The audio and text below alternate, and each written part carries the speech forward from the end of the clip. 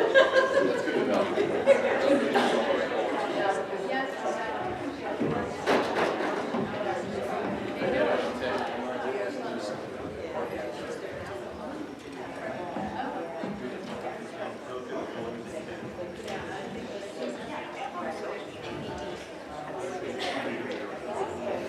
Good evening, everyone. Can you guys hear me out there? Yeah? Welcome to the Board of Education meeting. The board has already met in executive session, so we did our salute to the flag in there. We are now coming into the regular session. We need to have a roll call here. Mr. McLaughlin? Byrne? Here. Mrs. Warner? Here. Mrs. Gray? Here. Mr. Sagan? Here. Mrs. White? Here. Mrs. Richards? Here. Mrs. Moore? Here. Mrs. Wilbur? Here. Mark Aaron? Here. Mr. Sy? Here. Here. Madam President? Thank you. We're up to the statement of public notice. As you notice in your agenda, there's a statement of public notice. It explains that there are 2 times in the evening for public comment. First, public comment is for agenda items, and that's when you may come up to speak on anything that's on the agenda. And then later in the meeting, there is a public comment session for anything that you would like to talk about. If you do come up, you can sign in on the clipboard down there and tell us your name and address. You can look at the rest of the statement of public notice at your leisure. I just also wanted to point out that this meeting is being recorded. So now we're up to the student representative, and we have R.J. Milligan. Hi, everybody.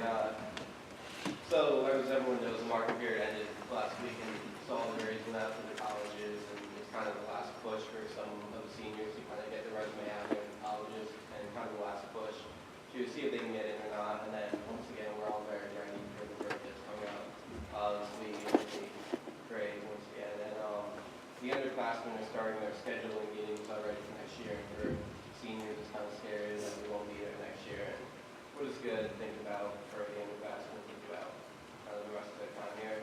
And the boys basketball has their senior night over at Bridge. It's starting right now, actually, and last week the girls basketball had their senior night, and they won that, so that's good. And then winter track is really great, like always, and especially the girls, they just win everything there. They're great. And lastly, the unified basketball started up again, which is a great opportunity for the students in the special ed program to really just have some competition and just know their games. That's really all I have to do for what you guys do on things in the school year. Does anyone have any questions for Ms. Milligan? Mrs. Werner? I don't have a question, but I read in the paper that someone committed to play football for college, and I want to congratulate you. Thank you. Good job.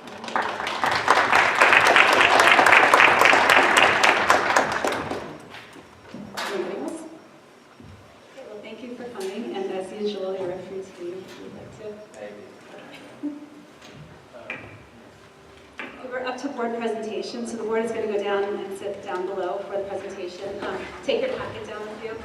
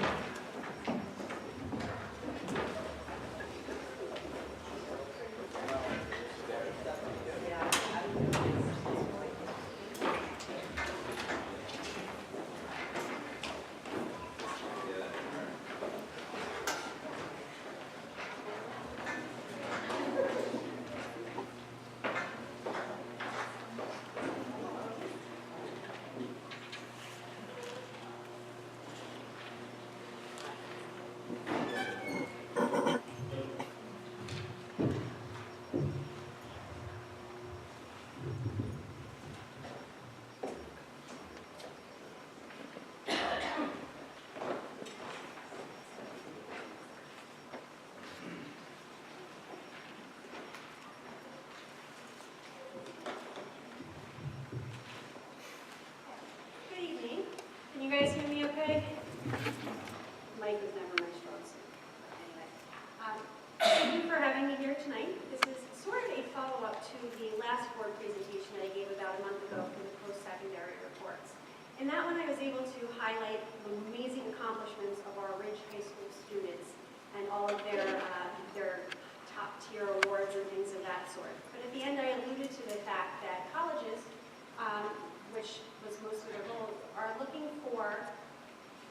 seeing more trends in mental health issues coming up at that level, which certainly echoes what we're seeing here in district. And this is sort of some of the data to support that and to sort of show you what's happening closer to home and not just on a global scale.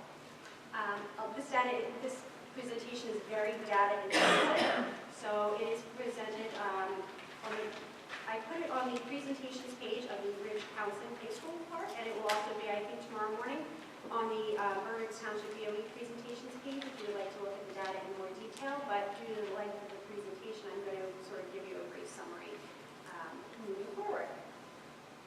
So we'll start with the elementary school. The elementary school refusal project is coordinated by Jean O'Connell and Tricia Cotto, who is a case manager at Ridge High School. And in concert with the school counselors from each of the elementary schools and under the guidance of Dr. Brian Shu from Rutgers University, they are looking for students who have patterns of absences and seeing if there are any particular traits or anything that they have in common so that they can prevent it from becoming a bigger problem as they move on to middle and high school. So for this particular information, this includes any student with 5 or more absences over 2 marking periods. And I will note that the data is all from 2016-17, so you're getting a picture of 1 full school year. And the data collection was anonymous. So in terms of the average numbers of students tracked, you can see that most of the students had early dismissals and lates in regards to Liberty Corner. That was where the majority of issues were, and slightly less with absences. And in some of the other schools, the absences were more of an issue than the early dismissals and the lates. It's pretty evenly split by gender, 48.16 to 51.84. The vast majority of students have no support plan. By support plan, I meant IRS, 504, IEP, if they're an ESL student, etc. Family status. The majority live in a nuclear family. And these pie graphs here, these are Dr. Chu's measures and the specific things that he has asked our counselors to look for when they're collecting data. The vast majority of those students tracked did not have a sibling with similar history.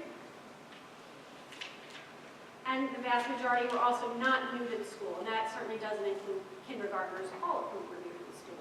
But in regards to the 1st through 5th graders, they were not new to the district for that particular year. This is the one that measure that was a little bit more subjective. The school counselors had to sort of, from what they knew about the family and the student, decide whether or not they had 1 or more good friends, because they were looking for connections and relationships to the school. So for the most part, they felt that students that were tracked did have at least 1 or more good friends in their school building.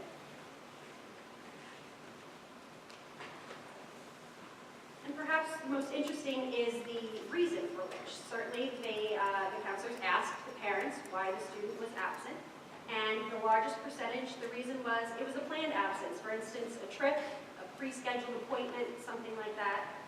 The next highest was illness less than 3 days, so maybe just a little cold, nothing like the flu that we're seeing now. After that, it was poor routine, and that poor routine could be theirs or their parents during before school, just to get them into school for the school day.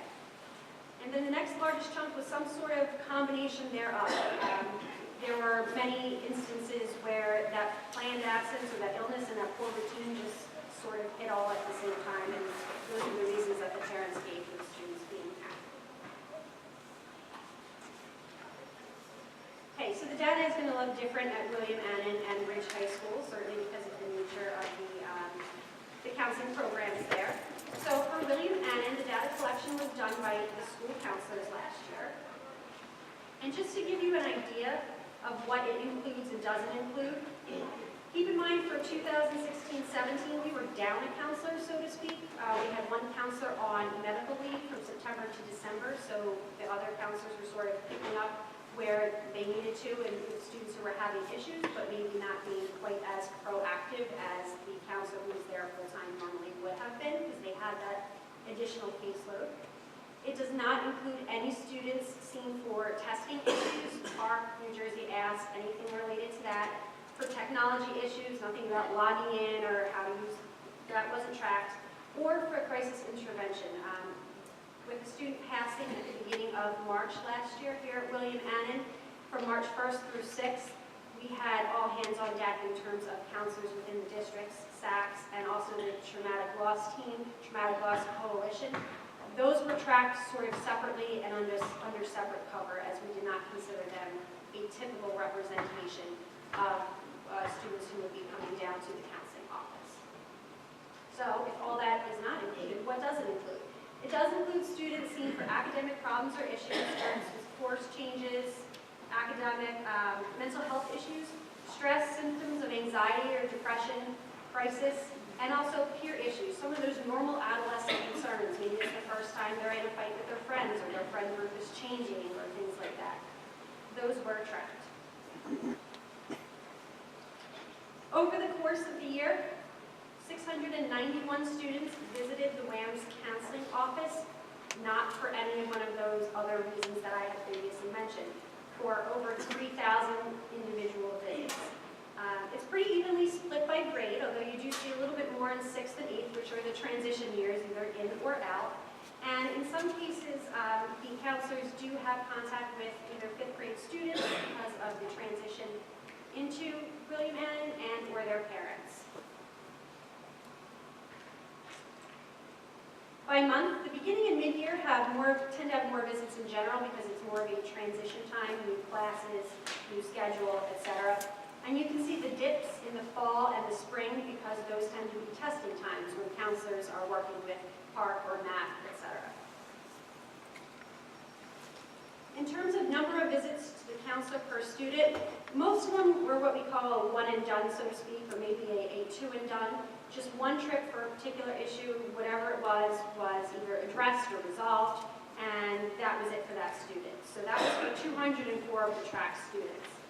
It tapers down drastically after that, but there was one particular student who was seen for almost 60 times by a counselor over the course of the school year. So you can see there's sort of a wide range of where the students are in that aspect. Of the students who were tracked, most of them, again, did not have a support plan, much like the elementary school. Most of them were gen ed. And what they were seen for, in terms of direct services, direct service would be direct interaction with the child. So a lot of visits were for multiple reasons. That's sort of one of the bigger chunks. But most of it was an academic reason, a concern, a teacher concern, a class question, homework, etc. Followed by mental health, and I'll break that down in another slide coming forward. And then we have other, and other is made up of a host of things. Anger management, a check-in or a follow-up that the counselor initiated, something about medical or home instruction, or a few other things that we have noted there as well. And then the fourth largest group was normal developmental issues that I had mentioned before.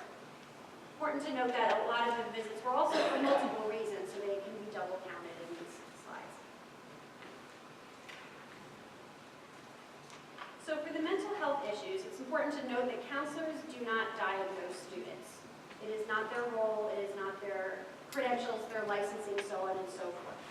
So what we asked them to do was, based on their judgment and their experience, would you say that the student is presenting with symptoms of anxiety or depression? This does not imply that it was a formal diagnosis. But of the visits for mental health issues, the vast majority, 82.5%, were for symptoms of anxiety, followed by depression at followed by school refusal at 9.1%, and also depression at 8.45%.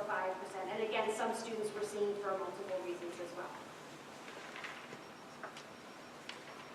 A lot of the contact counselors have are with other adults in the students' lives, so those are the indirect services.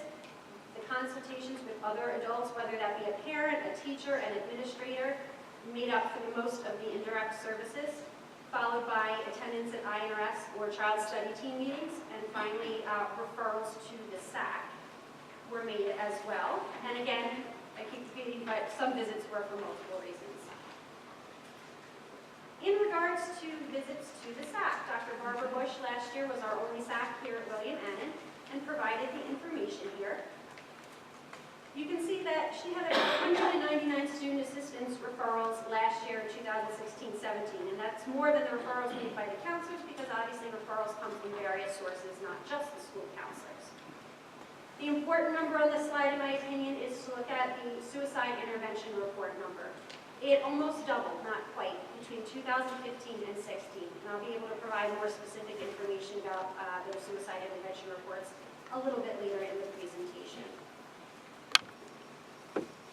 The number of HIV cases that Dr. Bush dealt with dropped drastically because last year school counselors were also anti-bullying specialists, whereas in those years prior where they're noted, Dr. Bush was the only ABS. So for students that were seen by Dr. Bush as the SAC, diagnosed anxiety and depression made up the vast majority, over 75% of it. Other would be suicide intervention, crisis in that moment, substance abuse issues, school refusal, and a small chunk also for the HIV, harassment, intimidation, and bullying. Suicidal intervention reports are done anytime a student presents with some sort of suicidal ideation, but at the middle school level, that doesn't always mean that the student is going to, we're afraid that the student is going to act on those impulses. However, we still record them, and at the middle school level as well, we are encouraging them to seek outside treatment and therapy. However, we don't always mandate it if it's not an imminent threat. So that's why the emergency psychiatric screenings number is lower than some of the reports that you're going to see, the number of reports, because not all of those reports resulted in the emergent nature of the psychiatric screening as well. There were no students who were seen last year or who were in an IOP program. IOP is intensive outpatient program. That's a program by which the student attends pretty much for the full day, does not attend school. We provide home instruction for them, or they provide instruction there, and then they go home in the evenings. Residential, obviously, not only are they participating in drug and alcohol treatment, but also they are living at the facility as well. But we do not have students in either in 2016 or 17 from William Annan. When we say that a student is coded, we mean that they were suspected of being under the influence here at school and they were sent out for drug testing. 2 students were sent out from William Annan last year and both tests came back negative. And for the voluntary random drug testing, all of the students who were tested both last year and the year prior came back negative for the in-school results, so therefore nothing had to be sent to the lab for further review. Moving on to the Ridge Counseling Program, we had maternity leave last year, so there was a little bit of a combination of data collection by Mr. Posey and Mrs. Marshall, in addition to our other school counselors last year. Again, similar to Annan, data collection does not include students seen for the crisis intervention, the student who passed at Ridge in December of 2016, or any time that they spent here at Annan assisting with the loss in March of 2017. Again, those are tracked separately and not considered routine visits. The other things that are not counted are those things that every student is seen for. So large group meetings, counselors saw all the seniors for senior mechanics, for the navigating the college process module. For small group meetings, they met in computer labs for the career module, and all juniors met for Naviance training. Individually, every senior has a post-secondary conference, every freshman has a meeting, sophomore meeting, et cetera, et cetera. And I put the numbers there of the class sizes so you get an idea of how many students were seen by the counselors for these more routine aspects and not something new or different that they were coming down to the office for. A little over 1,500 individual students were seen by the counselors last year for other than routine issues, for almost 6,000 visits to the counseling office. The vast majority are grade 12, which makes sense as there tend to be more stop downs by those seniors when they're applying to colleges and things like that. But other than that, it was spread fairly evenly among grades 9, 10, and 11. Occasionally, they do work with the 8th grade students before they officially transition to Ridge, mostly for scheduling things that counselors aren't able to get into detail with. And occasionally we do have a couple students come back for assistance after they graduated. By month, September and October were a good deal of schedule changes, as you might imagine, and senior meetings. So on top of those visits that you see there were those routine programs that we normally do as well. In January, that particular number is high, I think, because it was right after the crisis at Ridge High School. I think it was unusually high for last year. However, we do see a little bit of a spike typically because that's when the semesters change and we have some questioning of schedules and things of that sort. Again, the vast majority of students who were seen by the Ridge counselors were general education students. And here as well, they tended to be one of those one and done. They got their questions answered or their issue resolved and they were able to return to class. We did have a few more students than in Ann and seen multiple times at Ridge High School. For direct services, the largest chunk, 36.9%, were for academic reasons.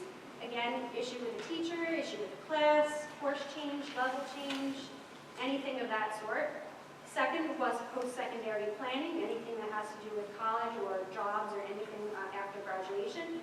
And the third largest chunk was for mental health, which I will break down for you. The other category here is a little bit different than the issues that they saw at WAMS. A lot were for extracurricular activities, still a lot for check-in or follow-ups initiated by the counselor, not necessarily the student. There's behavior, registrations, withdrawals, etc. Regarding mental health, again, not diagnosing these, but counselor judgment. Symptoms of anxiety made up for over half of the students seen for mental health issues, followed by symptoms of depression, and that chunk is larger than it was at middle school. And finally, a larger chunk for school refusal, where it really is more noticeable and more significant. And the reason why Dr. Chu and Ms. O'Connell and whatnot are starting that program early on to try to catch those students before it gets to that point. The indirect services provided by counselors, again, the vast majority were in-person consultations with another adult, whether that was a parent, another teacher, an administrator, etc. INRS child study team meetings, and then phone calls to parents, and last but not least, referrals to the SAC. We had a little bit of transition with our SACs last year. Mr. Lucas started off the year as a maternity leave replacement for Ms. Hoffman. When she resigned, we hired Mrs. Anthony, so they both combined for that half the data, and then Mr. Gillikin provided his data as well.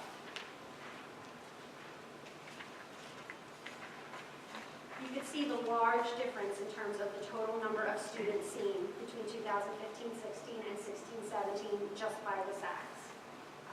In terms of average number of visits per student, that also increased.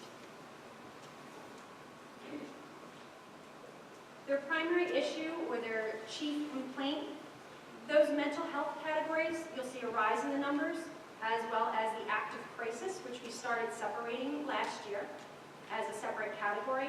Before that, it was incorporated under the other category. You'll see a decrease in the drug and alcohol, the substance abuse numbers as well. The other category would include things such as eating disorders, gender identity issues, divorce, school refusal, etc., etc. Or, I'm sorry, not school refusal, that we separated that one out too. And the grief as well.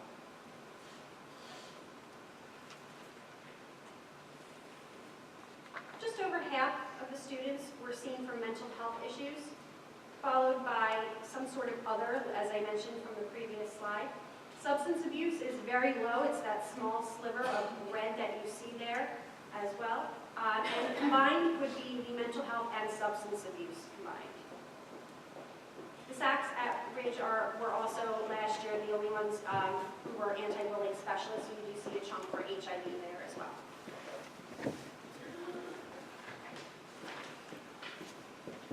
Psychiatric screenings, again, were up drastically from 2015-16 to 2016-17. The psychiatric hospitalizations for intensive outpatient was also up. Drug and alcohol numbers in general, whether it be intensive outpatient or residential treatment were down from years prior.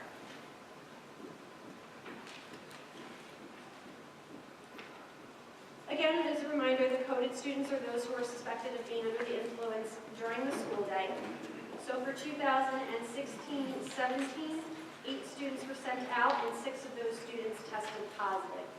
Just a note for prior years, if any cases the student refused to test, then it was counted as an automatic positive.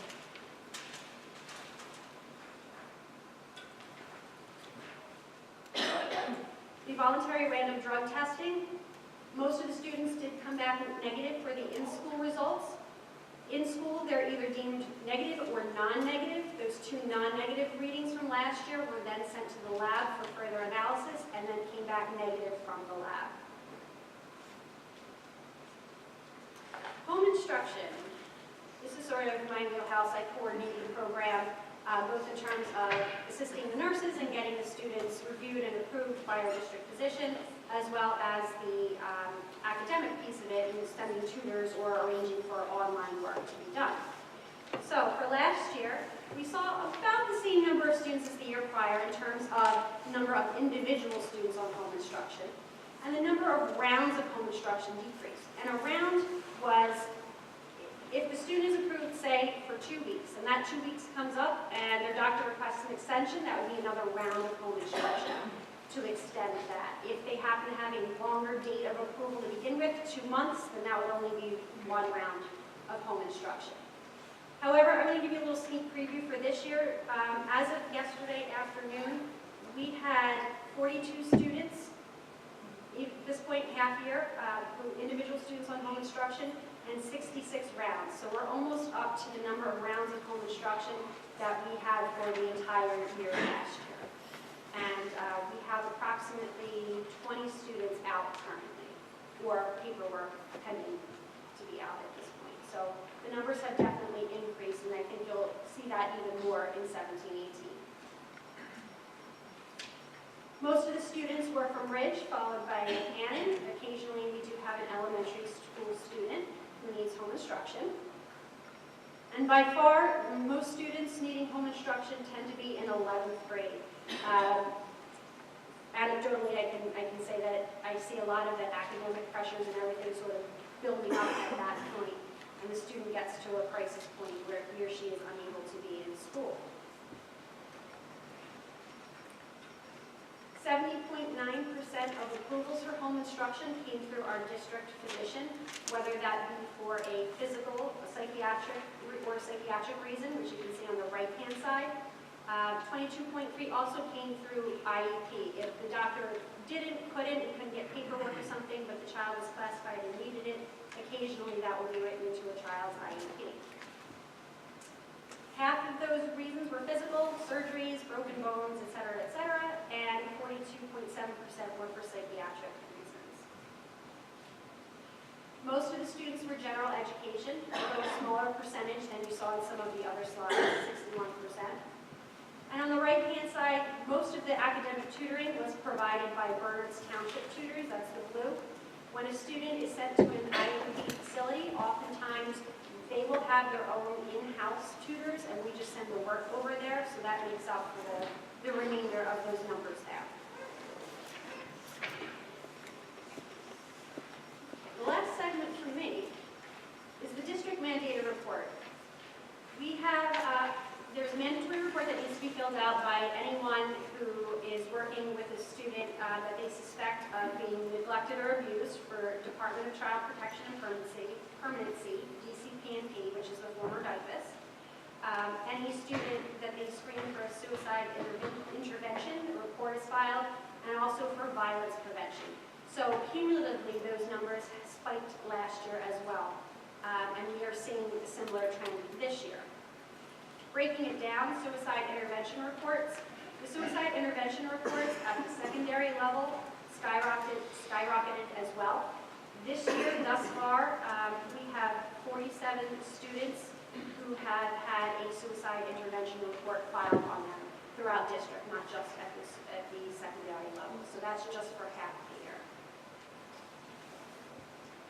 For violence prevention reports, the numbers are lower, and you see them more at the elementary level. Oftentimes, a violence prevention report is when a student will say, oh, I want to kill you, or something like that, and it's more educational at the elementary level, trying to determine whether they really mean it, whether they had intent, or whether it was just an expression that they heard their older brother here. So that's why you tend to see more reports at the elementary level.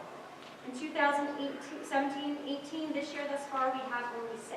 So far, so good. DCP and P referrals, we tend to see more, believe it or not, at the upper level grades. And this year we have 15 files so far for the school year, for the first half of this school year. So that is the data as collected. I'm going to bring up some of my colleagues now to talk about what we're doing in each building to try to address this. So first up, we have Chrissy Euler, Assistant Principal at Cedar Hill, as well as Molly Wilcox, School Counselor. Thank you, Mrs. Shadis.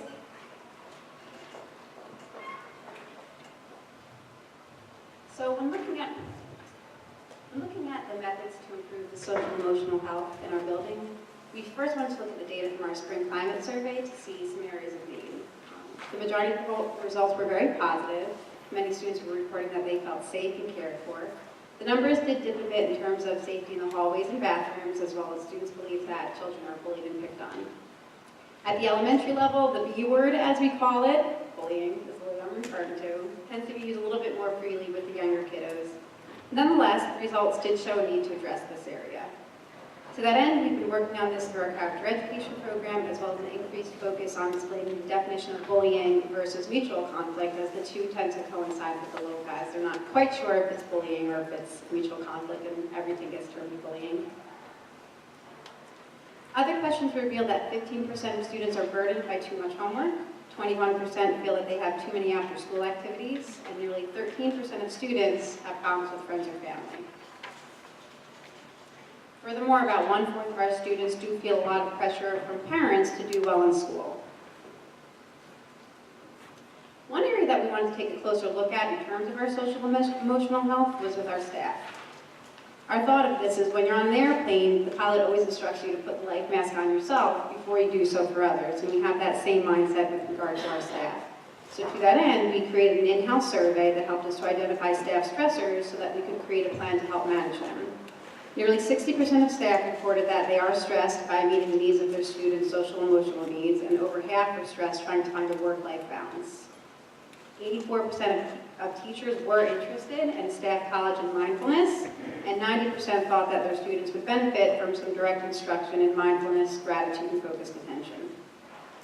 With this data in mind, we have invited our former school counselor, Mrs. Carly Aroldi, to present at our March faculty meeting.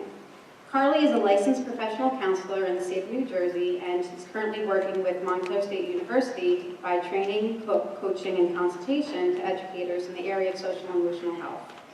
During this faculty meeting, teachers will learn strategies to recognize and reduce stress, understand how to incorporate mindfulness into their educational practices, and develop a plan for self-care and renewal that will help them better meet the needs of their students. After this meeting, we will begin to hold Mindful Mondays in our computer lab before the start of the school week. During this optional time, teachers may visit the computer lab for quiet music and deep breathing exercises with a certified yoga specialist that works in our building.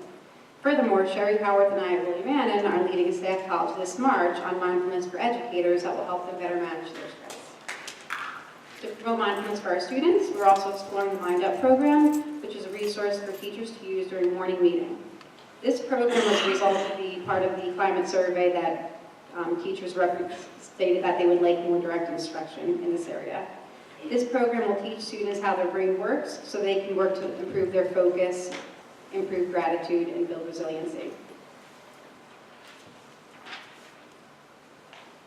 Thank you, Mrs. Euler.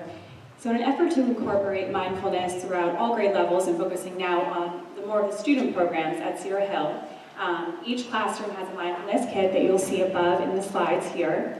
And that's available to all children in all classes, both general education and special education classes.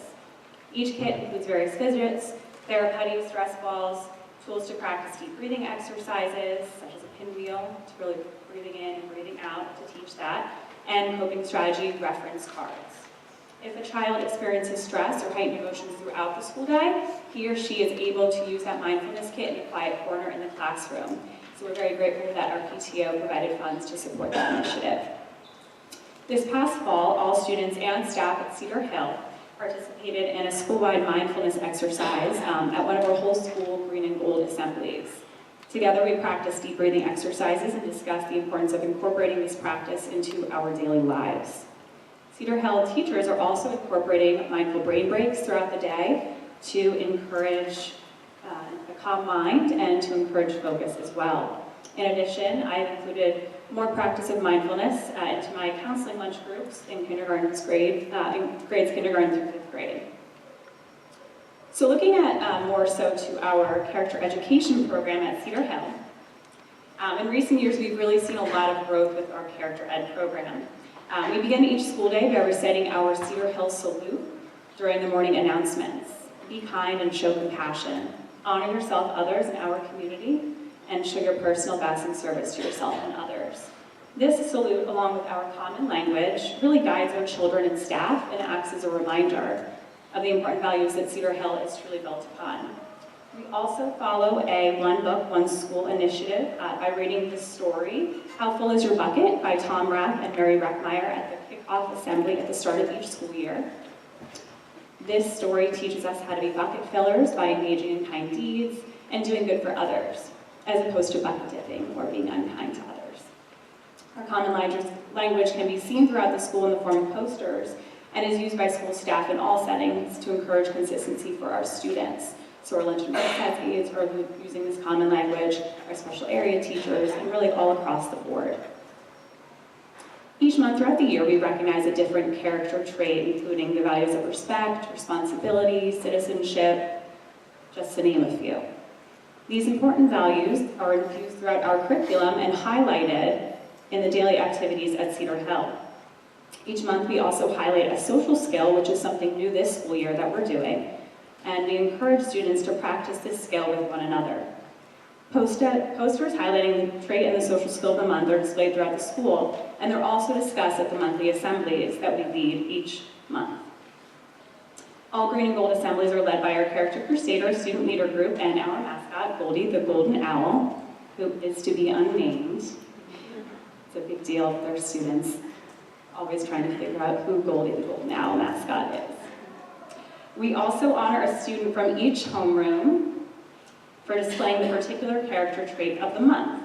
This month in particular, we are honoring the importance of being kind to one another by celebrating Random Acts of Kindness Week, which is this week, and teaching the social skill of saying thank you. We thought that was a really nice tie-in. We're looking forward to our Friday, February assembly, where our Character Crusaders will be hosting a Choose Kindness game and presenting a school-wide video which will highlight various staff members and students thanking one another and practicing our social skill. So this video will really highlight how grateful we are to be a part of the Cedar Hill community. So while this is a snapshot of the specific activities that we're doing in February, this is something that we do every single month at Cedar Hill with a different focus every month.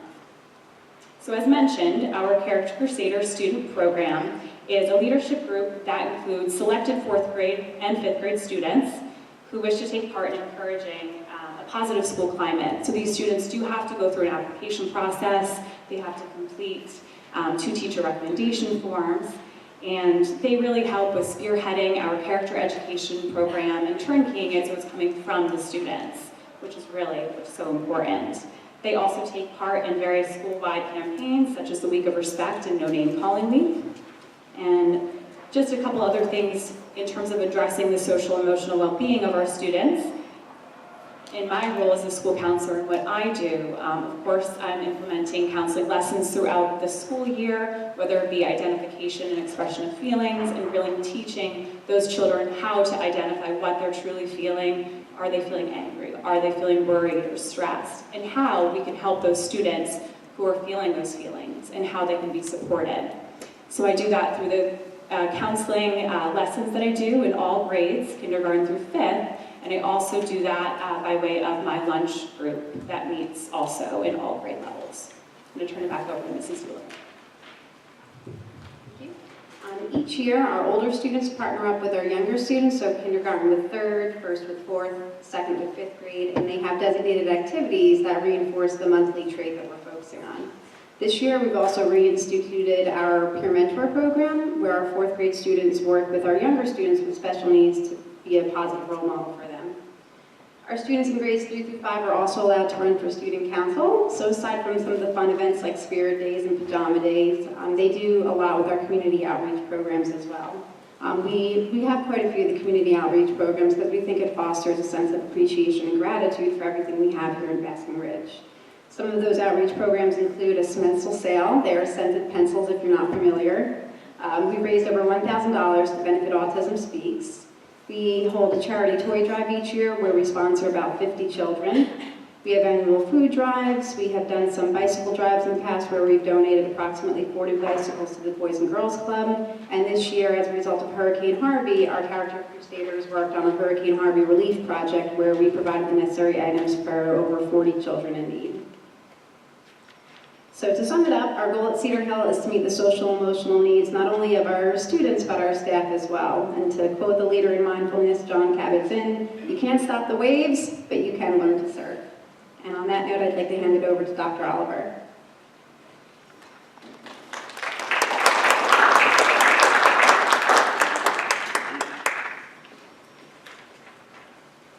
Well, good evening. For those of you that do not know me, my name is Jim Oliver, principal of the Woodland School.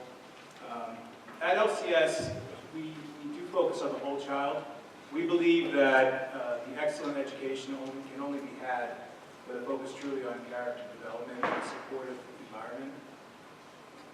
Each summer, our Character Ed Committee gets together, it's been going on for about 5 years now, gets together to write a new Character Ed curriculum, we call it. It's actually a binder that we provide for teachers so we can have a school-wide focus K-5. One major focus this year is on creating connections. We've worked with Oak Street School for a little bit this summer, and we have a different take on it, but we have some similar goals. Because we feel that the greater that we have connections with one another, the greater chances that nobody really is going to feel alone in our school. We will be also using the 7 Habits of Happy Kids as a resource, along with the pillars of character that we've been using really since '96. Each September, we hold a kickoff event for the entire school, K-5. This year, I shared our school goal, which is to make LCS a community where everyone is respected and valued, and where everybody is responsible for their actions. Part of our Character Ed Committee includes a monthly focus. This month, actually, our 5th graders are going to be presenting an assembly to the entire school on the definitions of the pillars fairness and self-control. The children will also learn what it means to seek first, to understand, then to be understood. It's an important habit for us all. Part of that monthly focus is actually weekly activities as well. Week 1, we focused on classroom meetings where children are looking at building that community in their classroom and have some conflict resolution meetings with the teacher. Week 2 is a buddy class activity, which you heard similar to what Cedar Hill is doing. Our older students are working with the younger students, more of a mentor role and working on an activity based off one of our pillars. Week 3 is a teacher-led discussion. It's a one-book club, we call it, and it's a picture book that focuses on the pillar of that month. And then finally, the 4th week of the month, the last day of that month, we have all-school assembly to just come together and focus on what we learned about, what we spoke about for that entire month. New this year, and something actually we're excited about, is a goal-setting approach that we're taking with our children. We believe that the students are capable of true reflection and setting goals. At our first all-school assembly, we shared that self-reflection is like looking inside the mirror and recording out what you see, but it's not really what you see on the outside that really matters. It's a way of assessing yourself, your ways of working, how you treat others, how well you're following the school rules, parents' rules, classroom rules. It's a way of truly assessing yourself, and it's something that's difficult for, self-reflection is difficult for all adults, and which is difficult for children as well. And what we're really working with the children on is them being truly honest with themselves about who they are, and setting goals for themselves moving forward, and not living in the past if they do make a mistake. This year, we actually have more student leadership students engaging in leadership programs that we ever had in the past. Some of these are new programs, some we've had for a few years. We have our Kids for Character program. This is a committee of just kids, 5th grade students. It's their committee that I run with my assistant principal, Jenna Hawkswell, and they really do take the direction, lead in the direction of what they're going to be doing for the school year. When we started this program, they presented at a Board of Ed meeting. They came up with a character ed mission statement for the school year. Currently this year, they're actually creating lesson plans, and they're teaching our 1st and 2nd graders, going into classrooms and teaching during their recess times. And it's having a huge impact with students to learn from other students. New this year is our Paws Up readers. We actually purchased little lion paws, it's our mascot, and they start the day off at the entrances for the children. And the focus is really starting the day on a positive note. Children giving high fives to each other and saying good morning, looking at each other in the eyes every day. We have our Boosters program that's been going on before I even came to Liberty Corner. It's a wonderful program for children who need a boost in self-esteem.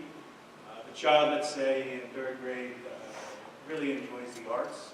He or she may be used in a kindergarten art class for them to take on some leadership roles that they help them build their own self-esteem. We have a student council, it's an important leadership committee that makes decisions representing the student body and takes part in special events. We have our Peace Patrol program. There's our 5th graders who sign up, they complete applications. All these programs we have applications for. They give up one recess a day during the week to go outside and work with younger children during their recess time. We also just started a 4th grade Peace Patrol program, and they work with kindergarten. Their times line up with kindergarten really well, and they're doing a fabulous job just being role models for the children outside, engaging in play activity and not having to be directed by adults as much, which is really nice to see. But I couldn't be more proud of our students. We have 76 out of our total of 98 5th graders who are this year taking a leadership role in Liberty Corner School. Something else really, I'm more proud of this program than I thought I was going to be. I knew it was going to be neat, but December 8th, 2017 was our first Connection Day. On this day, each student and staff had a chance to share with another student and staff something that was special about that. It could be a holiday or a tradition, a skill, not just focused on the academics. It was anything that they thought was special about that. Our goal is to create opportunities for children to learn more about students within our community and to make stronger connections with others.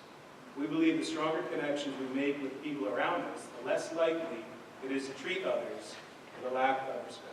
We're trying to instill the belief that they are committed, we want the children to be committed to our community, and we all are responsible for one another within our community.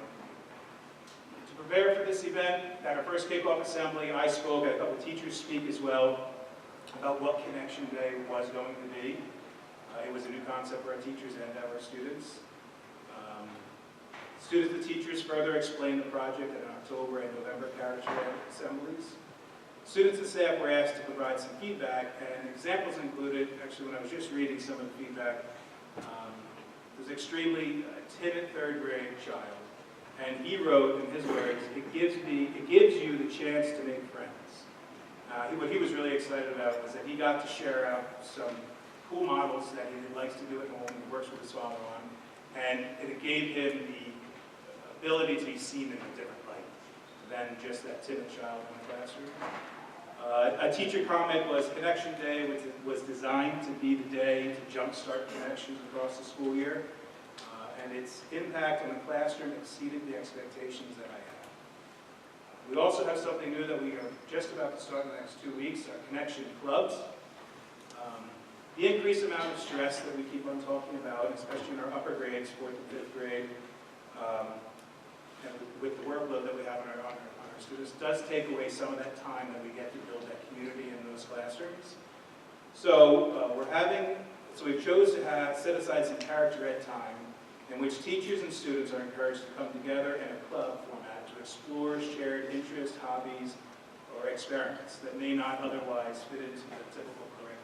So this could be, we have a mindful class, I'm doing a rocketry class or model building class, and it's a short amount of time each day, but it's only going to run for 8 days. But it's a time just to get together and bring children between 3rd and 5th grade other teachers are just really trying to work on our sense of community. Another area that I looked at was obviously our survey data. And I tried to take a similar approach in looking at what stood out to me. So as far as the students, the question that I really honed in on was one change that would make Liberty Corner School even a better place to be. The topic was really, that really was more prevalent than any other topic, was lunch and recess. And it was really focused on the amount of options that children had. They wanted longer recess too, we could not accomplish that. But what we're doing in school, we've increased lunch options for the students. We also plan on having our student council meet with Steve from Aramark. He's actually coming in this week, and he's going to be meeting with our PAC, our committee, which is a parent committee, to talk about other options. But he'll be meeting with our student council this week, so they can share some ideas out. And looking at the staff, I stated the same question. One change that would make Liberty Corner School better would be, it was more time. It was more time to work together, and we're looking for more training. So what we started to do in the beginning of the school year is look at our faculty meetings, increase PLC time, and utilize faculty meetings for committee work, but also vertical articulation, where K through 5 teachers are able to get together and talk about the curriculum across or through the spans of K-5. We're also having the teachers in PLC 2 times a month as well, and myself and Mrs. Also are trying to get to those meetings with our reading specialists and math specialists to provide that training that they're looking for as well, the more specific training, where the needs that they will need to be met. And we're pulling in supervisors as well during that time. And one of the areas, and I wasn't surprised, I've been at Liberty Corner now, it's 8 years, one of the areas that the teachers or parents came up with something that could make Liberty Corner School a better place was increased communication. So I did lean on some of my colleagues in the elementary schools. I created a parent advisory committee, which the other schools have. We have parent representatives from K through 5, PTO representative on the committee as well, and I had a Google form that I put out every single Friday asking parents for their questions or concerns so we can have an open discussion, and then we share out minutes from those meetings, and that's really been going well. I've also been writing monthly character ed newsletters to the families as well. It goes on our private folder and on our PTO website. But really, I think what stood out to me in looking at all of that survey data, because there was a lot to go through, and what I first went to look for was what needs to be improved. And what I was really proud to see, it was not about the environment, it was not about our staff, it was about things that we actually can have some great impact on. I think the children really feel safe to be in our schools, and our parents are happy with our teachers as well. So that's really stood out to me the most. As a school, we're going to continue to focus on character education over the years, and also obviously our curriculum as well. Thank you very much. I'm going to turn it over to Janelle Crosby.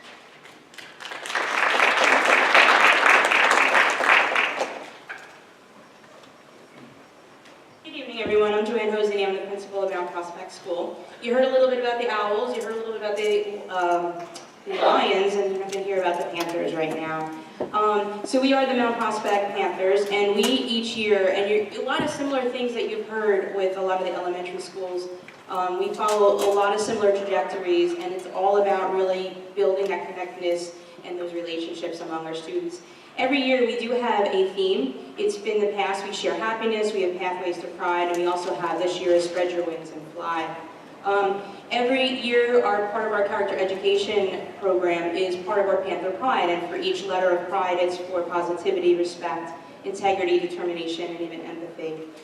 Just like the other schools, ever since my predecessor, Mrs. Slutsky, was here, we always have a monthly school assembly, a whole school assembly, and during that time, not only is it just a time to get together and see everyone from pre-K all the way to 5th grade, it's about going over all the different character traits and celebrating all the achievements that the students do, whether they just, we just had a student who won the district spelling bee, we just had a student who made it into a very special camp in New York City. So we celebrate all the different things that happen not only in our school, but also within the community of their learners. We have anti-bullying classroom meetings, we have Panther Pride food drives, sensitivity training, week of respect. STEM Day, Acts of Kindness. Our counselor, just like Molly, does a lot of the counseling sessions, but they have lunch bunches, and not only that, but their lessons within the classrooms, pre-K to 5. We followed a little bit different trajectory than the rest of the elementary schools. We were noticing in maybe the end of 15, 16, we, not only through the INRS process, but in our school safety team, but in the meetings, all the classrooms do the responsive classroom meetings, that our academics are really strong, but it's those relationships between the kids that either the kids coming in kindergarten are not knowing how to do the relationship building, how to initiate friendships, what to do, those problem solving, those conflict resolution skills, those soft thrive skills that, the interpersonal skills that we're always talking about. And we can blame it on technology, we can blame it on, it's a double parent household, but we were noticing this shift, and we really wanted to take a look at what we were doing as a school, as a culture, what our curriculum looked like in all of our programs. And so one day I happened to get an email from the School Culture and Climate Initiative. It's run through the partnership of the College of St. Elizabeth's and the United Way. And I decided to send 3 staff members to go. And they came back, it was my PE teacher, my guidance counselor, and they came back just so fired up saying, this is what we need. This is a resource for us. They come in, and it's not a program, but basically it's all of these resources. It's connected with Maurice Elias's work through Rutgers University, he's renowned in not only the state, but at Rutgers University, and connecting it to that social and emotional well-being, really increasing a lot of that social and emotional wellness. So they came back and they brought back all the information to myself and Mr. Capitone, assistant principal, and we talked a lot about how can we improve our culture and our climate, what can we do? And the more we heard, the more we read, we invited Liz Warner and Dr. Heindel, who's with the College of St. E's, to come and talk to us.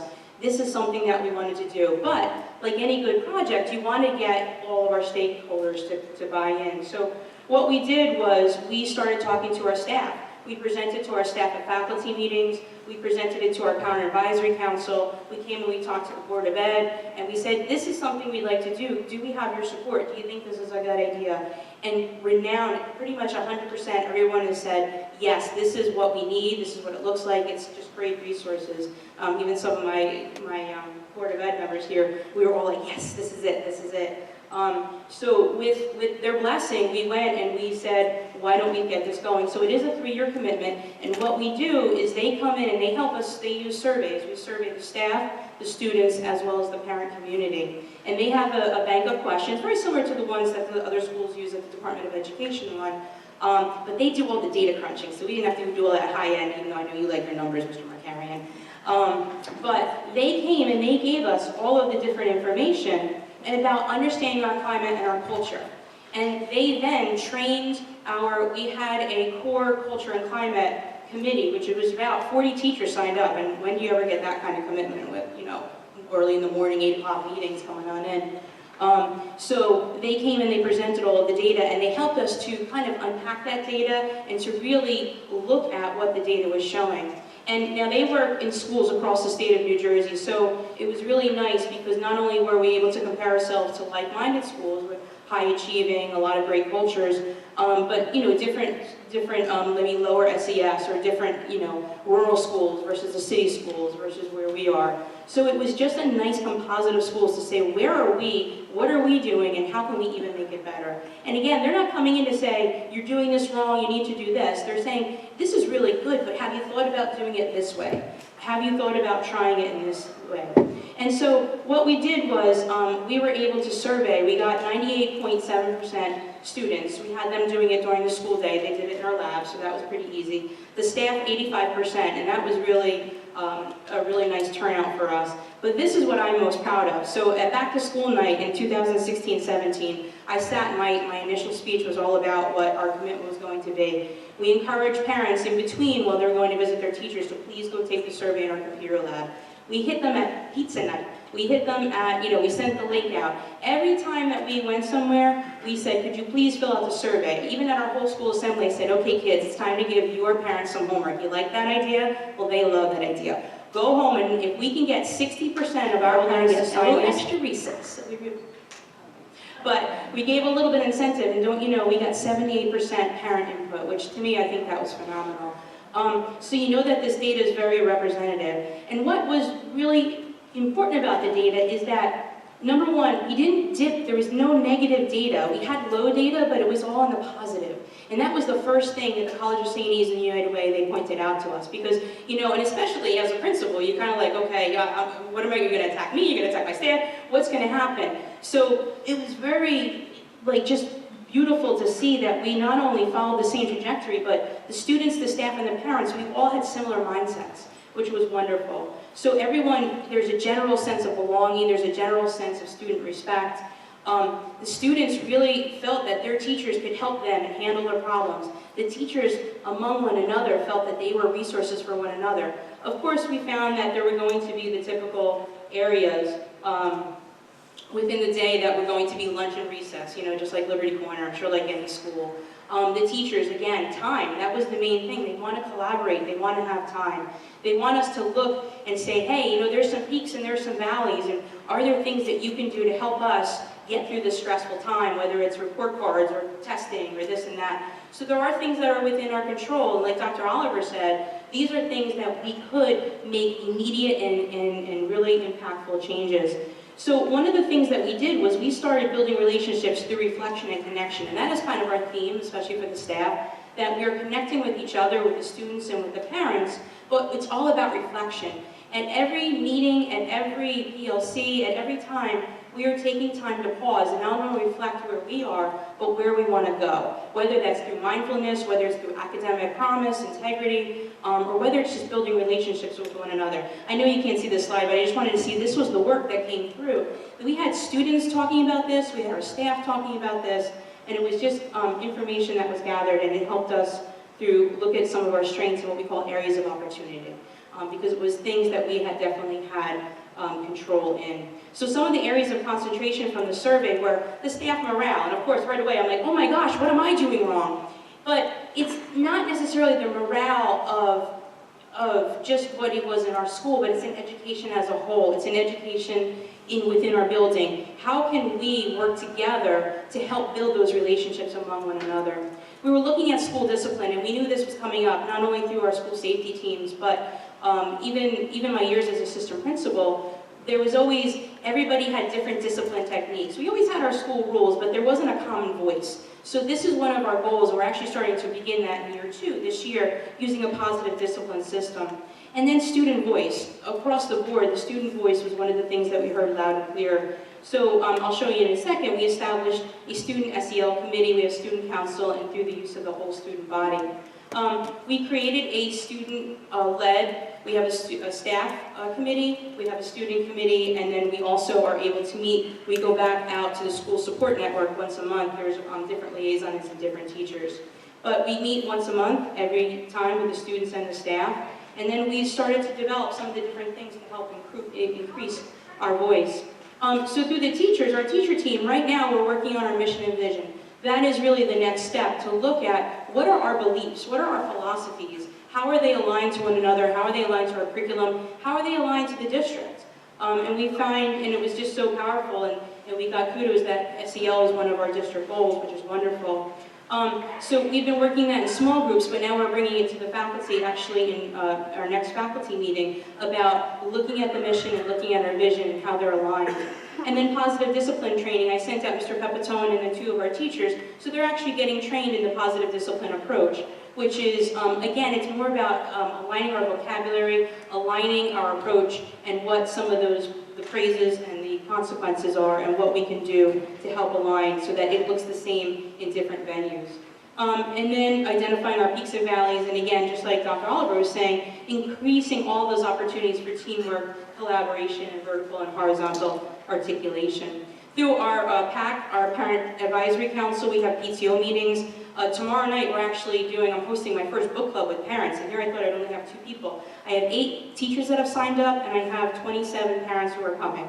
And it's on The Gift of Failure by Jessica Leahy. So it's really a very powerful book. It's a book that talks about it's okay to let your child fail and to kind of look at our own parenting techniques.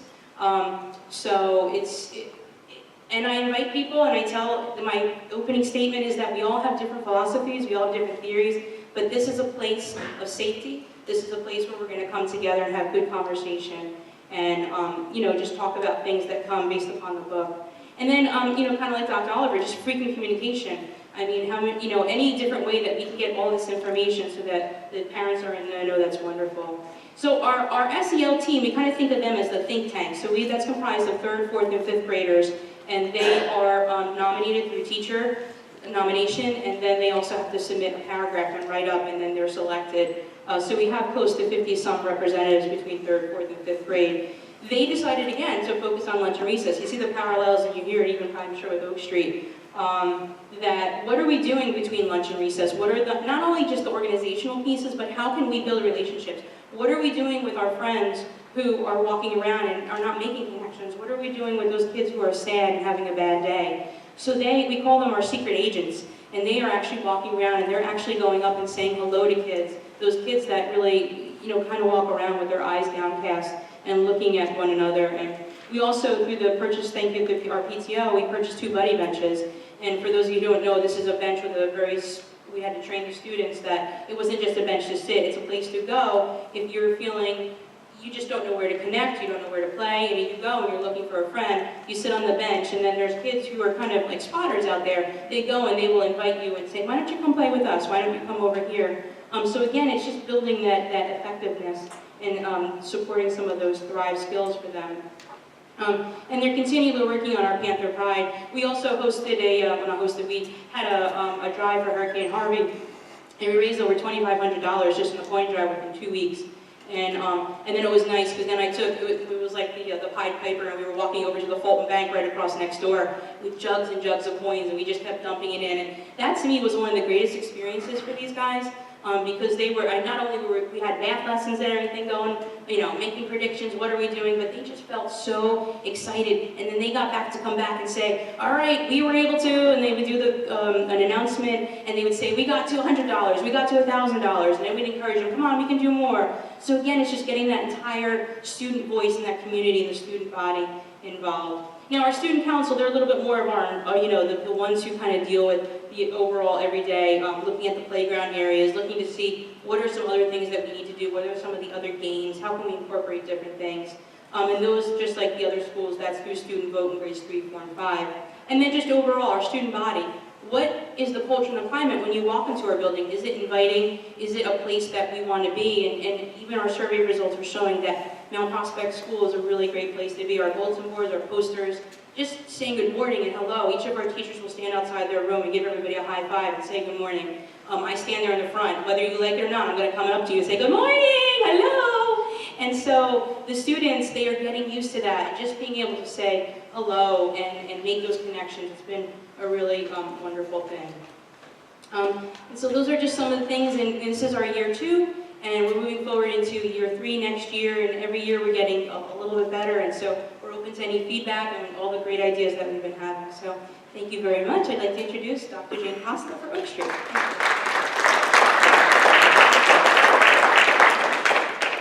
That's a tough act to follow. My goodness, so much energy. Good evening, everyone. As Mrs. Hosany just said, I'm Jane Costa, principal of Oak Street School. Put on my glasses. At Oak Street School, the staff and I strive to educate the whole child. This is done in conjunction with our academic programs and also by fostering a social and emotional climate for student wellness. We address and nurture the social and emotional needs of our students in a variety of ways. Tonight, I would like to share some of those activities with you. One way in which we create a positive school climate is through our Learn to Lead initiative. This initiative is built upon the framework of Stephen Covey's 7 habits. These are universal habits which encourage students to unleash the greatness in each of them. We recognize that we need to help students increase their ability to think for themselves, take initiative, get along with others, and solve problems. Understanding the habits helps to foster healthy relationships through intrinsic motivation. The children are given the message that they are all leaders, and as such, they can have a positive impact upon themselves and the world. Our leadership model is based on practices of personal, interpersonal, and organizational effectiveness. This model creates a culture of trust and engagement. We seek to provide students with tools to better achieve their goals and develop student voice. Each child develops personal and academic goals, which are maintained in their data notebooks. We refer to these goals as WIGs, wildly important goals. In fact, each staff member posts his or her WIGs right outside their classroom door. There are a myriad of leadership opportunities at Oak Street School, which includes clubs, school ambassadors, which they have to be elected to. Oak Street School, we call them radio announcers. They do the morning and afternoon announcements. Hosts, hostesses, and student safety leaders. For all these positions, they must apply. Just like you apply for a job, they have to apply for these jobs as well. Our school ambassadors are elected by their peers and help to organize events and assemblies. Our assemblies are all student-run. I help guide them, we practice, but I take a back seat. They run the entire assembly. Students in grades 2 through 5 are invited to make a presentation at our monthly assemblies by sharing a favorite habit or examples of how to be kind. And again, it's really amazing to see second graders getting up in front of the entire student body. Their parents are invited, and they make a beautiful speech, and I'm always very proud of them. Each month we focus on a specific habit. These habits are think, win, win, be proactive, synergize, begin with the end in mind, seek first to understand and then be understood. That's our habit for this month. And sharpen the saw. The eighth habit is finding your voice and helping others find theirs. That's why it's important for the students. I encourage them to give the speeches at the assembly, because I truly want them to find their voice. Sharpening the saw is probably one of the key elements in helping to foster a healthy body and mind. Students are taught that it's important to study, but it's also just as important to take care of oneself by playing, exercising, eating healthy, and rest. We have designated each Wednesday as Workout Wednesdays. Students and staff are encouraged to wear workout clothes, which serves as a visual reminder of keeping oneself healthy and fit. It's also our way of focusing on physical exercise and being good role models for our students. The message is balance is important. In fact, in our morning announcements on Wednesday, we always do some sort of whole school calisthenic, like say, okay, everyone stand up, we're going to do 15 jumping jacks, or 20, touch your toes 20 times, so it's always fun. And the teachers do different activities in the classroom too, like in between different classes, just to get the children up and moving. There are a lot of really great websites that the teachers have found that they're able to do that, and the children enjoy that. Service projects also send a message to our students of the importance of helping others. Students have sponsored food drives, coat drives, as well as collecting candy for our troops, making holiday cards for our veterans, and collecting toys and clothing for needy children as part of Holidays for Children program. And we do that around, obviously, the holidays.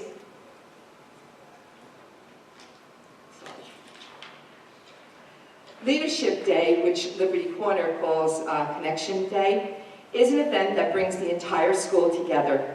We started this event last year. Children and staff are encouraged to share something that interests them or what they are passionate about. The question that is posed to each child is, what is one thing about you that you would really love to share about yourself? Students think about different ways they could share this passion or interest with others and create a type of display to show this information. Displays included technology, artifacts, images, and written pieces. Through this learning journey, the staff and students discover more about themselves and each other. This activity aligns with the habit of think first to understand and then be understood. And it really is an amazing thing to see the children share at their grade level, in their classroom. They go to their buddy classes. And as Dr. Oliver pointed out, it's just such a nice way for children who are a little shy and to get out and to show maybe medals they have or a collection that they may have of even just little matchbox cars. And it's really, it's just a beautiful thing to see. And as I said, this is the second year we did it. We did it later in the year last year. This year we did it just about several weeks ago. But I think it's more important to do even earlier in the school year, because that's where you want children to start to make those connections. Parent input is key to our initiative, and we have a very vibrant and active Learn to Lead Parent Committee. This committee meets several times a year and provides feedback and ideas for the Learn to Lead initiative. The 7 habits are infused into our language throughout the school day in a very subtle and meaningful way. It has become part of our everyday vocabulary. Students become leaders when they work with their buddy classes. Students in older classes are often paired with students in the younger classes as they work on special projects that foster cooperation and kindness. Many of the teachers have incorporated mindfulness activities into their classroom. The PTO awarded a mini grant to one of our third grade teachers to take a course on mindfulness, and she has turnkeyed this information to our staff, and many of our teachers are using many of those techniques. Last year, we held our first career day, and we will be conducting a second career day in May. This is a wonderful opportunity for our students to be exposed to a variety of career paths. Presentations are made by many of our Oak Street School parents.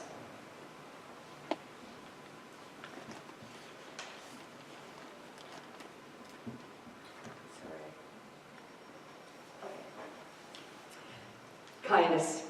Although we recognize Random Acts of Kindness Week in October, the parent and staff Learn to Lead committee members felt that it was important to also foster and instill the qualities of kindness amongst the students throughout the year. Our goal is to make it more organic, not to just say, oh, we're having a week of this or a week of that, but to infuse it so that everyday children are thinking about how could I be kind, or what did I do that maybe wasn't so kind. We have accomplished this goal in a variety of ways. Each Monday during morning announcements, the student announcer leads the entire student body in reading the Kindness Pledge, and we introduced this at our first leadership assembly back in September. This Kindness Pledge is posted in every classroom. During the week of January 22nd, we also participated in the Great Kindness Challenge. This is our third year participating in this event. We joined with over 10 million students in over 20,000 schools in 103 countries for the Great Kindness Challenge. This initiative seeks to improve school climate and increase student engagement. The Great Kindness Challenge is 1 week devoted to performing as many acts of kindness as possible in school or even at home. Using the provided checklist from the Great Kindness Organization, there are at least 50 acts of kindness that we wanted the children to try to endeavor to do. We had one student who proudly brought in his sheet, and he said that he did every single one, and his mother did attest to that. So students accept the challenge and show the world that kindness indeed does matter. At one of our leadership assemblies, the student ambassadors introduced the concept of bucket fillers. You know, we've heard that from some of the other schools, but it's a very important thing that children understand why you should fill other people's buckets. And the students are continually reminded to be a bucket filler by doing kind acts for others. Each month, students are recognized at our leadership assembly for being kind, showing kindness. So we have a little box by the office where a teacher can fill out this little paper telling the student, you know, you were kind by doing such and such. They keep one for their data binder, and the other one gets put in the box. And then the teacher who's in charge of that little activity, she will pull out randomly a kindergarten, first grader, second grader, third grader, fourth grader, and fifth grader. And at a leadership assembly, those children are brought up and announced, and they don't know their name is going to be called. And there's a picture up there of one child who had their picture taken, and we have this little frame, and they are so excited and so pleased. It's really a nice thing to see.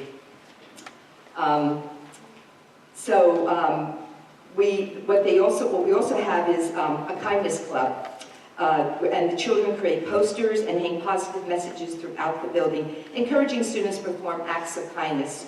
And one of the messages that they have written is that, you know, spread kindness like confetti. So you'll see those posters around the school. So that was nice to see. The school climate survey results. A climate survey was administered to Oak Street School students in grades 3, 4, and 5, and the results listed on the next two slides show that the students felt strongly that there was respect for one another and that the teachers provide them with support and encouragement. And students feel that they are a part of the school. So you can just see the results on this slide and the second slide. So it was nice to see that. We have also a very robust counseling program. Ms. Mary Kunzman is our school counselor. And she's a valuable resource to our students. She teaches a variety of lessons to help students with self-esteem, bullying prevention, friendship, coping skills, and understanding feelings. And she also welcomes new students and has lunch groups. And if anything ever arises where I say, oh, Mary, we're having trouble with this particular problem with several students, she will see them and she will work with them and even have lunch with them. So she really does respond to our needs as they come up. She also specifically works with the 4th grade. She goes into all the classes and she focuses on teaching coping skills. She goes into the 5th grade where she teaches empathy, and empathy is important. In order for anyone to have kindness in their heart or to do acts of kindness, you have to understand what empathy is all about. You have to have empathy, because without empathy, you can't show kindness. And in 3rd grade, she teaches effective communication skills. And I want to leave you with the last slide.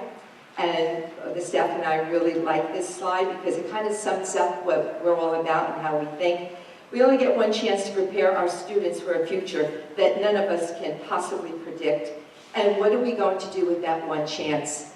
And that is by Muriel Summer. She's principal of A.B. Cone School, and I had the privilege of visiting that school for their great big leadership day a couple of years ago. And she basically started the Leader in Me program, working with Stephen Covey. And it's an amazing school to see, because the excitement that Ms. Hosny was talking about, how her teachers embraced this concept. I see that with my teachers too, with the Leader in Me, and we've gone to other schools locally in New Jersey. We go and visit, and they come back so excited because it's a beautiful thing to see. You know, children stepping up and assuming those leadership positions and being kind to one another. Now, we still have a lot of work to do, but we're going to get there. So, thank you.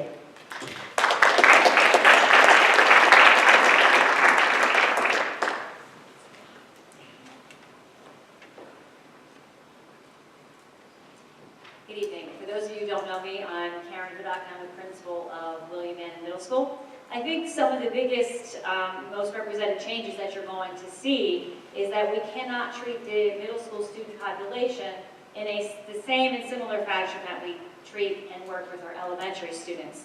And I have some data that will share that with you. More specifically, we have challenging that we have 3 different grade levels in the building. And each one of those grade levels has to be treated uniquely and differently when it comes to the education of character education, as well as their health and well-being. And again, that is proven very clearly in our data. Whereas our 6th graders say that our B statements and our Viking values, which are very similar to the character education goals that they have in the elementary school, are the things that motivate them to most to make the right choices. Our 8th graders, only 2% say that those are important to them enough to challenge them to make the right choices. And so as we go through each of our grade levels, you will see that we have to really make our program specific to them. We took a look at several different surveys in this year, the beginning of this year. The climate survey was certainly one of them. You can see that we had over 1,208 students respond. We had 419 parents respond and 128 teaching staff. We've noticed that when we analyze the information from this compared to our Schools to Watch survey and also our character education surveys that we conduct yearly, that we needed to combine that information because each of them provided us with certain specific details that helped us to create a preventative program and to really move forward with making each grade level's curriculum more content specific. At the middle school, we have a character education committee. We also have our SIP, which is our school improvement committee, as well as our school safety team. I'm blessed where we have members on all 3 of those teams that participate collectively. And what that allows us to do is it allows us to analyze the character education program, the trends in our school safety team, and how we need to modify them together to meet the students' needs as well as the staff needs. So I selected 2 key questions out of the survey that I felt was most important. Obviously, a student must feel safe in order to be able to learn and feel comfortable in the school environment. According to our slides, we were 66% of our students felt very safe here at the middle school. We had more than a majority feel that coming to school every day, they were comfortable, they were able to learn, and they were to focus on their education. That's almost 70%. And addition to a child's safety within the building, another important aspect is whether or not they feel bullied often. If a child is in a conflict, which is different than feeling like they're constantly being treated differently because of a specific characteristic, it is difficult for them to learn and to focus. In addition, it also can create anxiety, which doesn't allow the child to really move forward. And according to our students who took this last year, you can see that 29% strongly disagreed that they were bullied often here at school, and there was only 8%, which is still 8% too high for me, who came to school feeling like they were bullied often. And many of the results that we received in our survey said it had to do with students not understanding other children's differences. And it was a parent survey as well. The parents indicated that what they felt was important to educate their child about was the differences of others. The students also felt like they weren't accepted for being different. And you can see how those two pieces were extremely important in us moving forward with some of our preventative measures this year. Another key factor was how much time do our middle schoolers spend on technology. And this is technology after homework. So this does not include their schoolwork. This is purely entertainment and social. And you can see that more than 600 students spend more than 2 hours on technology, socializing and being entertained. I would also fair to say that many of that is unsupervised, which is also where a lot of our conflicts come into school related to bullying. So preventative measures. We have made some changes into the middle school program this year. Thanks to the Board of Education, we now have 2 SACs at the middle school. We also had some changeover last year at the middle school. We had Mr. Buse retire, and he was a 1/3 counselor and a 2/3, student database manager. And so myself and another colleague of mine, Mrs. Ragsfield, in the school counseling department, have taken on that responsibility, which allowed us to actually hire another SAC who is trained, but she now has 2/3 SAC's position and 1/3 school counseling. So we definitely have a wealth of knowledge here, which has allowed us to increase some of our programs and offerings. This year, new to us, we started the chain links of kindness for all of our grades. This was an opportunity for our students to express to others, very much like the change in the activity they do at the elementary schools, to be kind, to be a bucket filler. We had to change it based upon our clientele. In addition, we spent a lot of time this year on drug and alcohol awareness, as well as wellness and management of anxiety and on suicide and depression. We had our peer leaders do announcements every day talking about drug facts. We also had morning meetings for our 6th, 7th, and 8th graders that focused on social decision making. One way this year that we're trying to engage the school community is that many of you should be receiving from myself or one of the assistant principals information on the lessons that we're doing in our morning meetings, which happen twice per month, every other Thursday, about topics that you can engage with your students. Most recently, we had Mr. Halligan here who spoke about his son's death, and we provided parents with an opportunity or a springboard to engage in conversations about what he was talking about. 8th grade, we most recently went out 2 days ago in reference to what they were talking about in career education, and so we are trying to bridge that gap between the home and school. Suicide prevention, as the statistics are showing, it is our need here in the middle school, and that's social emotional well-being. Our 6th graders are coming in and they're saying the most important thing for them to learn as far as character education topics is how to deal with a conflict. It spikes in 7th grade to almost 90%. Our 8th grade students, more than 80% of them are talking about self-injury and suicidal thoughts, and that's where they're asking to be educated when we conducted this survey. So you can definitely see that the shift in what the students are reporting out to us in their survey is in line with what the statistics are showing us currently at the middle school, as well as where they are going into high school. The SACs have been working with small groups this year, and I'll talk a little bit more about how we are getting involved in both a large and small scale in order to assist with that. Drug and alcohol prevention has been, again, on something that we've been paying significant attention on with the trend of vaping right now. We've done modules for students. We talked specifically about vaping. We've educated them about the possession of what that is, and we've also educated them about the harm. There is a misconception that if you are smoking a vape that is a flavored vape, that there is nothing health risk related for you. And what we've learned through Officer Baldessari as well as our SACs, there are chemicals in that. The chemicals are modified when you're inhaling it. Just because it tastes like bubblegum doesn't mean it's good for you. And so we brought a lot of awareness to them in order for them to make better decision making. We've also educated the PTO. We had a presentation here for the entire district on vaping that spoke about some of those trends and where we're seeing some of our students experiment more.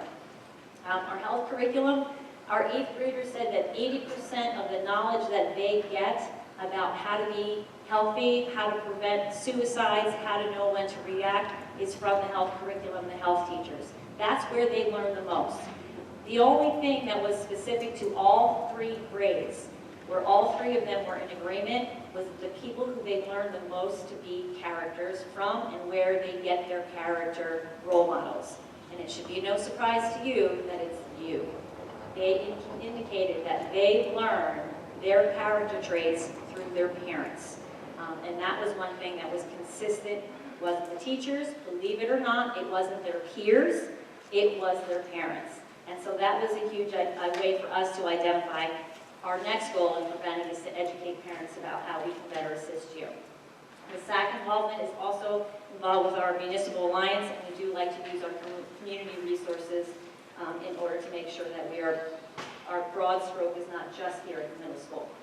In addition, this year, because of the results of the survey, we've started new student groups here where our school counselors are now actively engaged in small student groups.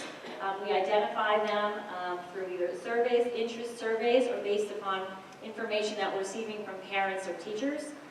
For example, I know through some of our health programs, they do exit slips where our SACs ask the students if they have a concern, if there's someone they know that has a concern, if they're concerned about somebody in their family. And traditionally, we can see that our trends are spiking. Anytime that we begin to educate our youth here, we do see the next 3 or 4 days, the guidance department is a flurry. And that's a good sign. That means that students are hearing us, they're understanding us, and we can't take any chances. And those exit slips allow us to do touch bases with each of the students, but also our teachers are really good at recognizing students either through their drawings or through their writing pieces that may be at risk with some of their behaviors. We have new district groups. We've noticed that it's been very challenging for students to move into this district, trying to fit in. Middle school's not easy when you've been here since kindergarten. So you can imagine being a 7th or 8th grader moving into this building, how difficult it is. We also have a girls' self-esteem group running this year. We have Stress Busters, and we also have additional groups that we're going to be running in the spring based upon some of our student needs and trends. 8th grade, we're working on coping skills lessons as well as career lessons, where we're working specifically within our morning meetings as well as in smaller groups to educate them on ways that they can cope with their stress. And again, there's that career preparation where True Colors, which was an inventory that we're going to be doing with our 6th graders to get them ready to think about where they're headed in their lives. This was one of, I think, the most beneficial things that we've done this year so far in response to some of our results in our programming is focus groups. We actually met with student focus groups, parent focus groups, and teacher focus groups, and a lot of the percentages that I shared with you earlier came directly from those meetings. They talked about what things they felt were important and what things really mattered to them. We have our twice-a-month morning meetings where the teachers felt like they get the most feedback from the students, and the entire school goes into a modified schedule every other Thursday, and we have a 30-minute lesson on whatever trend we feel in that grade level is important. We also have our character education committee divided into teacher groups. So we have a group of 6th grade teachers, 7th grade teachers, and 8th grade teachers who are working with those specific populations, looking at their individual trends and needs. Students we have found need direct instruction, and our 2 teachers are partnered up for every morning meeting at the middle school, and for those 30 minutes every other Thursday, there's a small group of less than 20 students with 2 staff members, and they go through their lesson activities.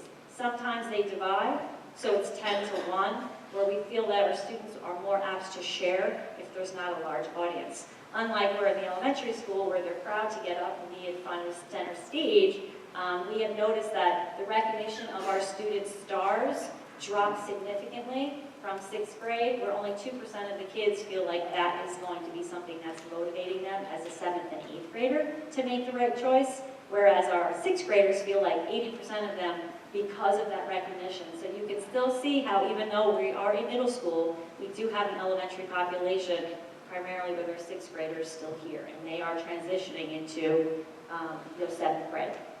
Our student feedback groups, I believe from our SACs and our school counseling department, were the most educating. They talked about their hands-on experiences being something that they really are looking for. They're looking for more service learning opportunities, and they also feel like the way that we develop our character is specifically related to what our parents show us.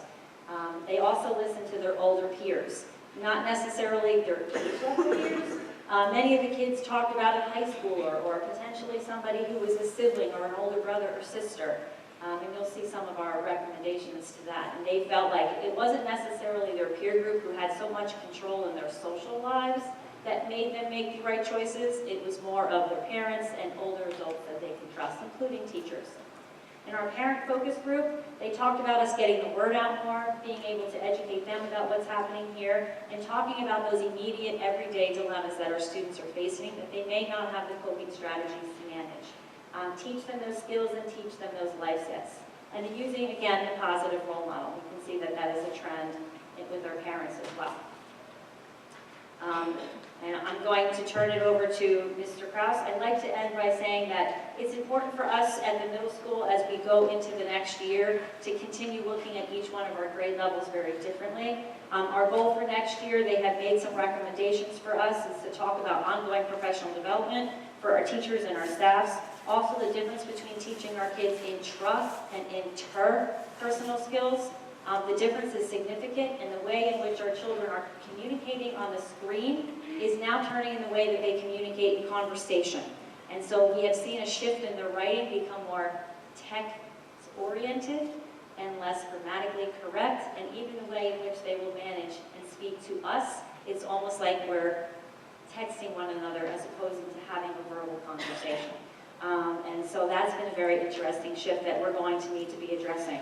The school teachers, as well as the parents, had recommended that we think about putting cycles and activities within our curriculum. One of the things that we're looking at is potentially creating an 8th grade course where the 8th graders could choose as an elective to mentor one of our 6th graders, or to go down and to mentor our 6th grade groups. We do have courses like that for some of our special education programs where we allow them to go into health and physical education classes to assist our special needs students. But we're talking about being able to give them that direct instruction and then to apply it. And so that's some of the direction that we're headed in the near future. And so now, without further ado, Mr. Krause.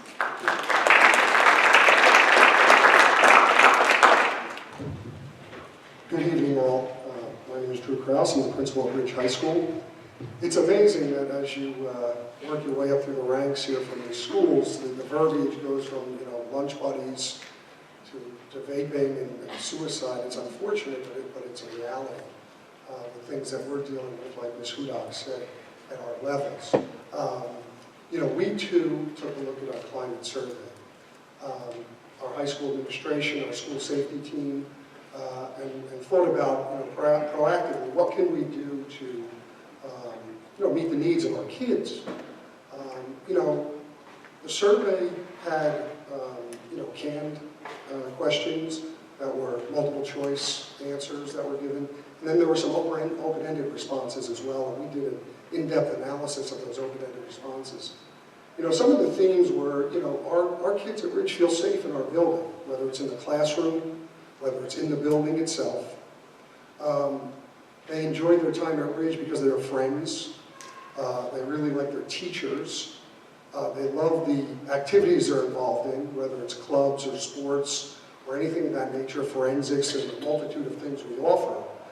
But one of the things that jumped off the page at you from the climate survey was the biggest stressor for our high school students was grades and academic performance. I mean, it was just off the charts. It just stuck out.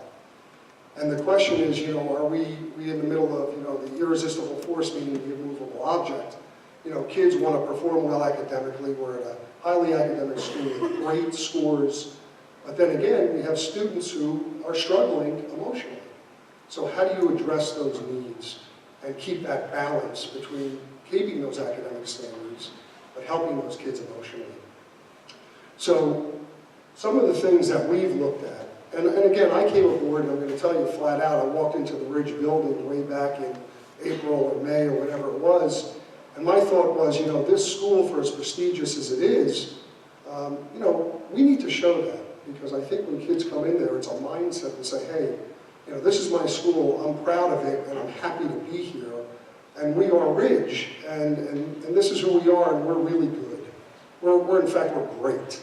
So some of the things I've been working with the kids on, because part of what I've done is pushed into, well, actually the high school administration has pushed into the, you know, the class officer meetings, is what can we do here for our school to change our mindset and maybe feel better about this place. And if you feel better about this place, maybe you'll ease up a little bit. And some of it's aesthetics, some of it's messaging. You know, I was just talking to some of the moms at the welcome desk today, and they were telling me how they like the things that we're doing, whether it's a welcome sign we put in, new mats, flagpole on the flagpoles, and things of that nature. And some of those ideas were the kids' ideas that we spoke to, and there's more coming. So some of the stuff we've done to change sort of the mindset of the school is messaging and signage and incorporating pep rallies and some fun things. I mean, we're planning an assembly in a few weeks as a play preview for Annie, the musical. And these are some of the things that haven't happened, I guess, from what I'm told, in the building before. But it's just a release during the school day for kids to see things there they haven't seen before. You know, value their peers and get a break during the day. We've also had a push for student programming. Whether it's Mr. Shello, who put in the SOS and suicide prevention program into our health curriculum, or the thought of expanding our health curriculum to incorporate things like mindfulness, or putting in new programming such as some sort of freshman connectivity type program. You know, and that was some of the themes that some of the elementary principals were talking about, was connectivity to the school. I've met with the peer leaders, I've met with the project adventure teachers about having something to bridge the gap coming from 8th grade to 9th grade for our freshmen coming in so they feel more connected to our school. And part of that is partnering peer leaders with freshmen as sort of a big brother, big sister type program, so that they have someone to go to, someone to lean on when things get tough. So that's some of the dialogue that's going on now for freshman programming, and the hope is, as the years go by, everyone will run through that program and feel that same connectivity and have someone to partner with, someone older in the building to look up to and go to, short of a school counselor, short of an administrator, short of a teacher, a peer. Supports for students, you know, we partner with Municipal Alliance, so we have things like the Week of Respect, where students make a pledge to respect one another. We had a Suicide Prevention Week, where we had tables set up in our foyer or our main entrance for students to come access, and literature was given out, and you know, if students were in need, they were told to go there, they were confidentially given information. We had a vaping prevention booth, and we're going to have vaping presentations for the staff coming up in March, sort of like what Ms. Hudak did here at Rams several months ago. So we partner with our community folks, you know, for student programming. Part of what that also is, and again, let me just touch on this. Several weeks ago, I met with Ms. Shadis and our two SACs in our building to talk about SEL programming that we can build from 9th through 12th, a sort of harmonious program that can be delivered, and the dialogue has just begun. And I know Ms. Hoseny spoke about Maurice Elias. That was an individual that was spoken about at the meeting with the SACs and the Shadis as someone who is a, you know, who's has knowledge in that field and someone which we should look to. So the thought is to build an SEL program so that it's delivered 9, 10, 11, 12, and again, 4 years later, everyone has been through that program with uniform delivery and uniform content. So that is some of the stuff that's in the works as well. We have supporting programs for our parents that we've done, whether it's a Nurtured Heart presentation that's put on by ESS, and I'll talk about that program shortly. There was a Dr. Bradley program recently that was late January. We have an events calendar that we put on the district website for upcoming events that parents can attend. Of course, the parents, you're our greatest resource with our kids. I mean, they're home with you. You are their role models, has been mentioned. But we have programming for parents as well for them to take part of. And that nurture part, we will have a presentation for our staff as well at our in-service in April, dealing with student issues in the classroom and in the building. We've implemented and are exploring grading and homework practices. So standards-based grading, where proficiency is being looked at, not just simply points from homework and classwork and class participation, but the thought that that might ease the burden for some students. Summer assignment practices, whether we're inundating students with too much work over the summer, and whether that is something that we need to reflect on and look at, and maybe give them a little time over the summer to have a break and be kids again. About 2 months ago, and on here number 6, consideration of a new schedule, rotating drop. 2 months ago, we were doing a presentation on a rotating drop schedule, and the thought being that if a student doesn't have to take each class every single day and they get a break in that schedule, is that going to help them mentally? To say, hey, I don't need to do my math homework tonight because I have another night to do it because it will drop out of the schedule. So that is something we're exploring and considering on that end, because that is one of the thoughts in a rotating drop schedule is a break for kids. Also, and I think Dr. Oliver touched upon this, and this is sort of an ancillary piece, is he talked about teachers wanting more collaborative time, and in a rotating drop schedule, you will have a common lunch period, and the dialogue there has been that the teachers may have a time at least once a week where they can meet during that common lunch to plan and speak about vertical and horizontal articulation in curriculum and about kids. So that's one of the ancillary benefits there as well, the collaborative piece.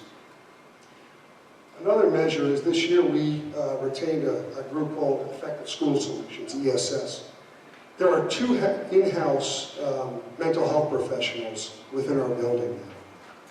They have a caseload of students.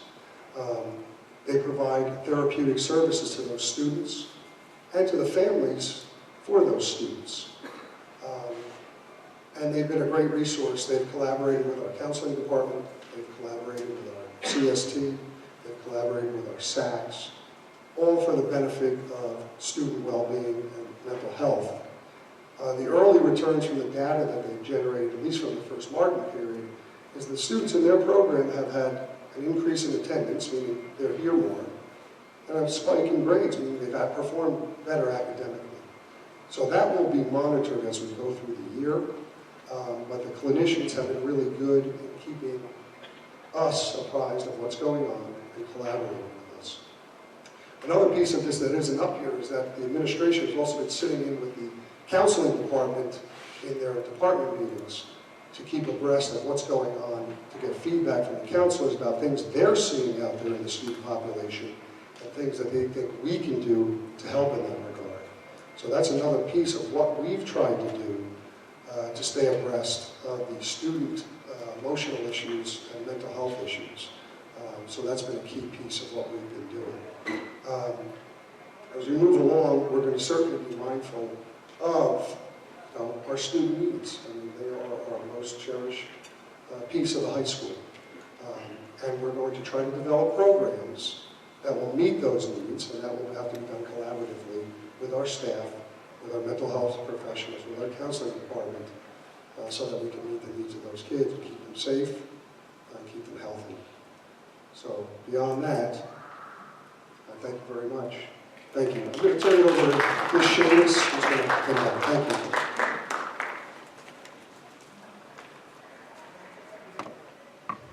And just a very brief closing remark. This mental health crisis is not unique to Bernards Township.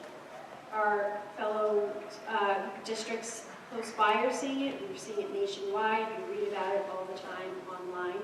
And we just think it takes a village. So we've got a great administrative team here. We're trying different things. We're communicating with our peers. We're looking at research. And we're doing what we can to make improvements for our students as a whole.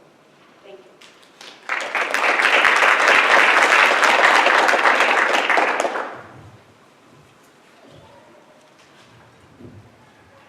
to take questions from the board, from either myself or anyone else.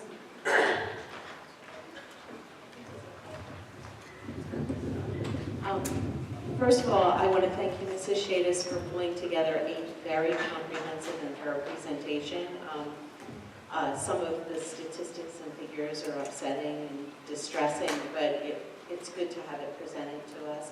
I also want to thank all of our administrative leaders for sharing what's going on in your individual buildings. The initiatives are very impressive, and I particularly was impressed that not only are you looking at the needs of the students and the families, but you're surveying our staff to make sure the staff is happy because everything trickles down from them. I have a lot of questions. I'm going to try to keep it to a few. Okay. I'm going to focus on some of the big things that jumped out at me.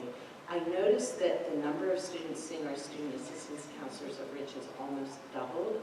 Yes. Is that attributed because of greater awareness of them as a resource, or is it attributed to the greater need for them as a resource? Do you know why it's A little from column A, a little from column B. I think we've seen more students in crisis in general, and overall, other folks are more adept at identifying that, whether it be their peers or their teachers, and so there are more referrals being made.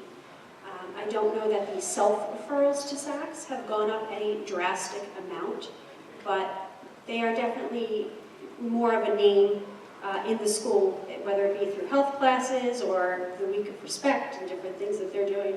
Another piece of that was I also, at the beginning of the year, had our SACs speak to our student body at our class meetings as well. I don't know if that had been done in the past, but I wanted to put them out there in the forefront so that they would know who to go through for grades 9 and 12 and 10 and 11. So that might be a piece of it too. The statistic I found the most alarming are the number of suicide interventions, which have gone up significantly, and you shared the numbers with us. But could you share a little bit about what exactly we're doing with these students, how we're keeping them on the radar and making sure they're staying safe and getting the help that they need? Certainly. With every suicide intervention report, there's a portion on it that says follow-up needed and next steps. So whether it's assigned to a particular SAC, a counselor, a case manager, sometimes all of the above, these students are not falling off our radars. We are following up to make sure that whenever possible, the parents are following up with additional help or counseling outside of school that we maybe cannot provide during the school day as an educational setting. I don't know that all of the suicide intervention reports, the numbers are greater because we are being more cautious. That could be part of it too, and I don't think that's a bad thing. Or again, because other folks are now making different or better referrals in it as well. So it's just putting more of these kids on our radar that otherwise we may not have seen before. So certainly when that report gets sent, it gets sent to a number of administrators throughout the district. So in addition to the building level staff, we are also on top of it as well. Great, and I'll ask one more and then pass the mic along. Both at the middle school and high school level, the number of guidance counselor frequent flyers, we'll call them, was kind of alarming that the kids were coming 30, 40 times in a year. Is there any kind of transition process or, you know, I can see a student coming in a dozen times, 20 times, but when they reach a certain point, are they referred to another resource? Is there anything we can do to prevent using too much of our counselors' time, or are there students who are genuinely in need of seeing a guidance counselor 40 times in 1 year? There are a handful of students that are genuinely in need of seeing someone, whether it be a counselor as their point person, a SAC, a child study team member, somebody else. Those tend to be the kids that we're just happy they're in the building. If they can't get to class, we'll take that one day at a time. But we don't want them staying home. We don't want them in that school refusal category. If they get to half a first period and they're feeling so anxious and they want to leave, we'd much rather them come down to see their counselor than we would to call their mom or go down to the nurse and request to go home or what have you. So I don't always see that necessarily as a bad thing. Certainly those students are on the radar in a number of arenas as well, whether it be the INRS and 504 committee, whether they might be eligible for services, whether that be through special services or ESS or any of the above. I don't necessarily think of that as a very negative thing.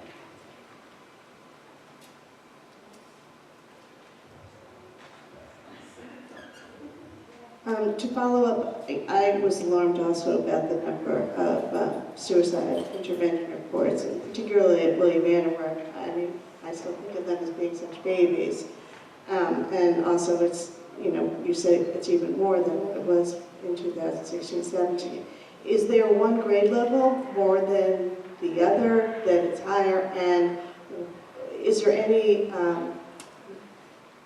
relationship you're looking at in terms of the numbers? Are there common themes, and are there certain things that are in one grade level more prevalent than in others? I wouldn't say that it's more prevalent in one grade level versus another. And Mrs. Hudock, sorry, I didn't take the mic too. So I think it's fairly evenly spread. It's fairly evenly spread out. I think we tend to have students who are definitely are oversensitive to certain situations, but they also don't have the coping strategies that they need. And so I think at the middle school, to Ms. Shadis's point, we have done a lot more of education in the course of the last 2 years here. We spent a lot more time within our health curriculum. We've added additional time into different grade levels. This year in particular, with the addition of the SAC and a half, I like to call them, they've been in more frequently. Anytime you begin to educate and you begin to have conversations and you say that, when someone texts you at 11:30 at night saying that they don't want to live, or no one would miss them if they were gone, I think our student body is now aware that those are things that need to be responded. It's not just a friend. I think at the middle school we have probably 95% of our referrals come from students about other students. There is not a lot of self-identification here. We saw a significant spike, again, after all of our health classes, which is normal, and certainly with Mr. Halligan coming in. For those of you who saw that presentation, we became a busy house very quickly, and so I think a lot of it is education.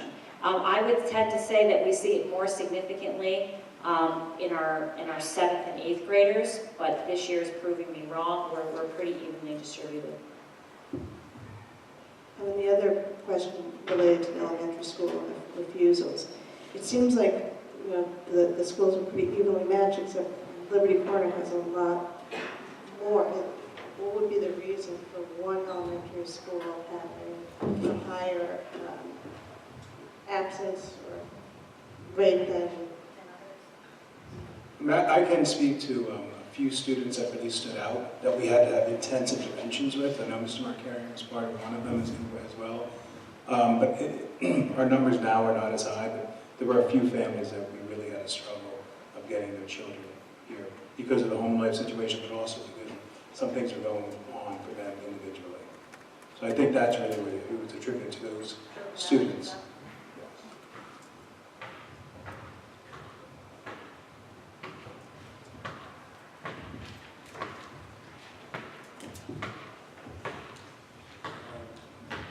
That was a very impressive presentation. I'm very impressed.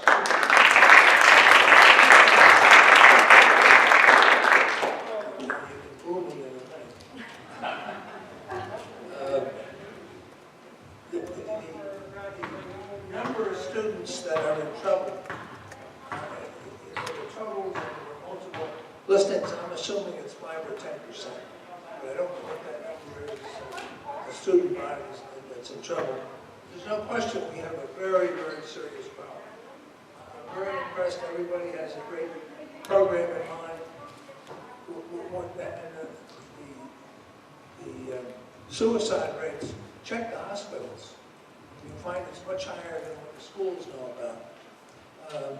The thing that surprises me most is I don't think these were as serious problems 10 or 20 years ago. I think society has changed. I think the way the kids are growing up, I think their life is different than 20 years ago, 30 years ago. And I don't ever hear what has changed and how are the students affected by those changes. No one even talks about the change. They're all working on, let's make them more friendly. And I have grandchildren. I hear the same things from other schools that they're doing the same type of program. But what really has changed? And I think the world has changed tremendously.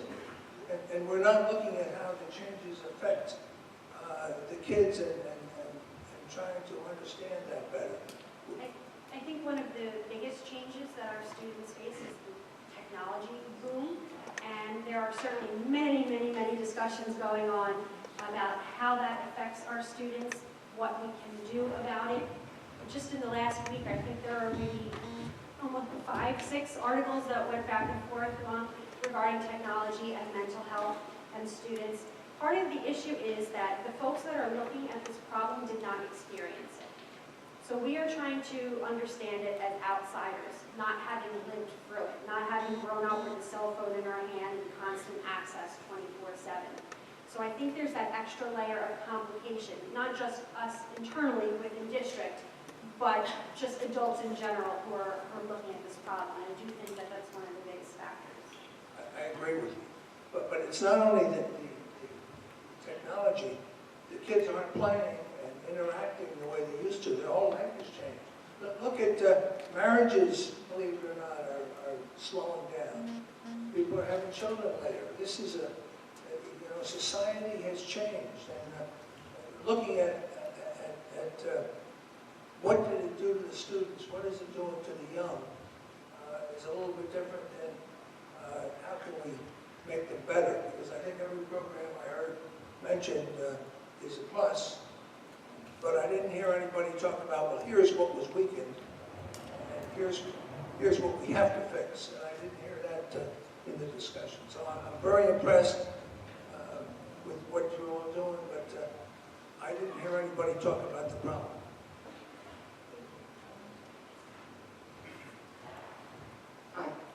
I want to piggyback because I went to Mr. Hallidan's presentation, plus I went to Dr. Bradley's presentation.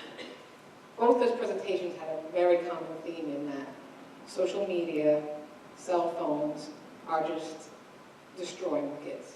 I mean, that was just like, Mr. Hallidan stood up there and said, it's your fault. You're buying kids your cell phones, they're in 2nd grade, they're in 3rd grade, and you're giving them computers, basically, that they can get anything they want. So, and I do appreciate all the character education. You can do character education till they're blue in the face. But are we doing anything to educate parents on what a detriment is buying your kid a cell phone when they're in 2nd grade, when they're in 3rd grade? My 3rd and 5th grade, kids have iPhone 10s. I mean, have we really gone out there to say, no mas, this is not what you want your kids to have? Because not only is it detriment to them, it's detriment to people around them. And it was what? Well, the whole brain development thing was a big, they can't handle it, their frontal lobes are not fully developed. The whole thing, I mean, you have to look at the presentations.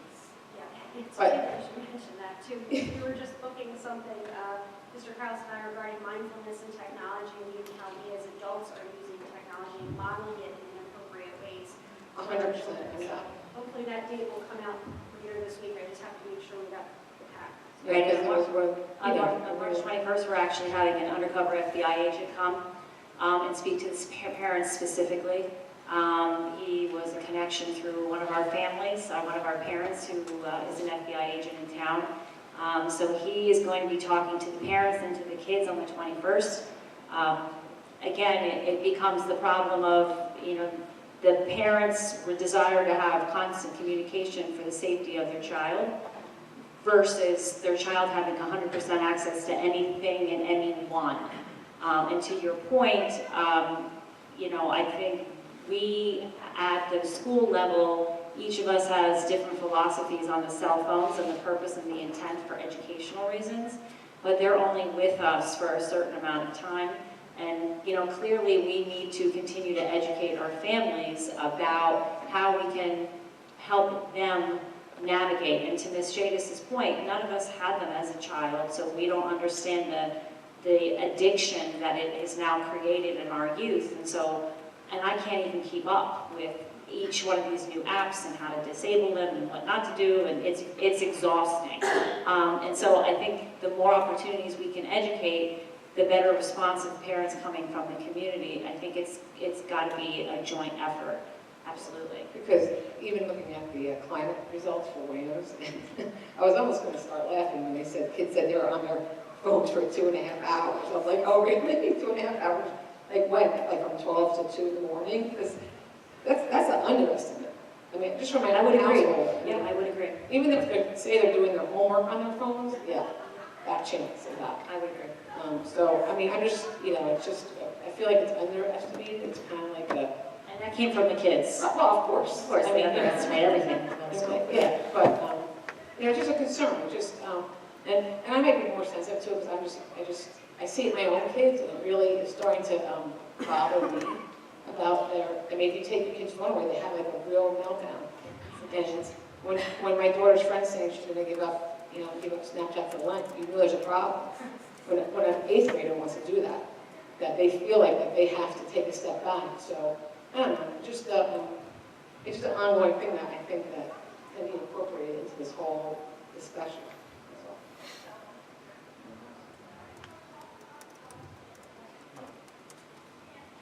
I just wanted to thank all of you. It was very inspirational to listen to all the different things going on in the buildings. We actually had a board retreat today, and we were doing like a little mini exercise in vision for the district, and we just did it really quickly, and we had Post-its and we were supposed to put words on there, and then we kind of collected them and sorted them out. And so the top couple of words that came out were resiliency, community, kindness, and that was like what you guys were all talking about the whole time tonight. So it makes us feel good that you're all the same vision for the district. That's what we were talking about today.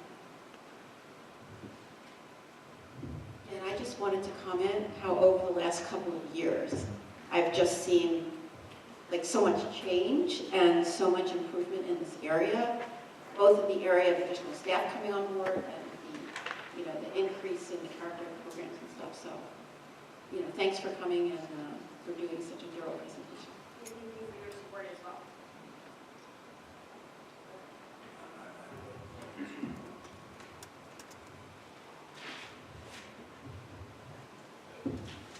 Not only the telephone and social media, but what were the kids doing before that?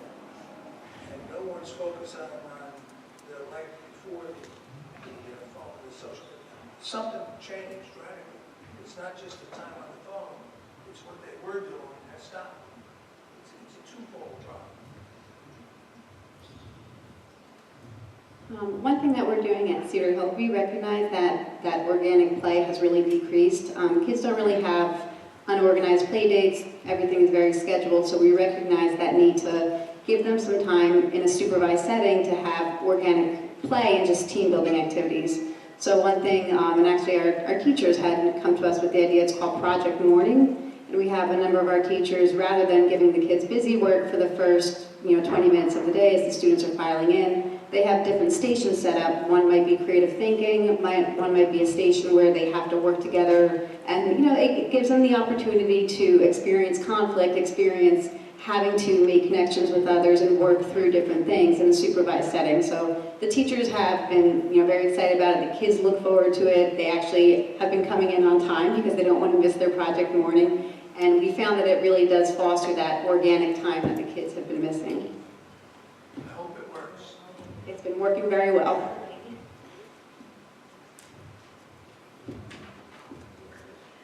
Thank you very much.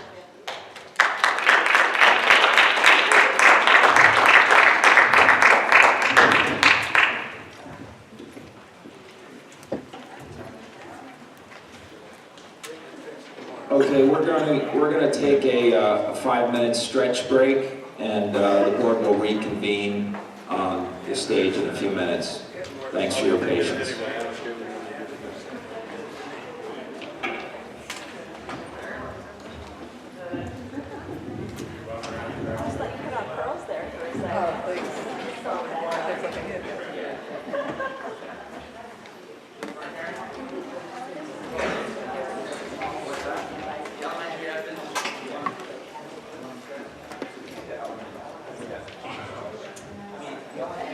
I'm going to do a little discussion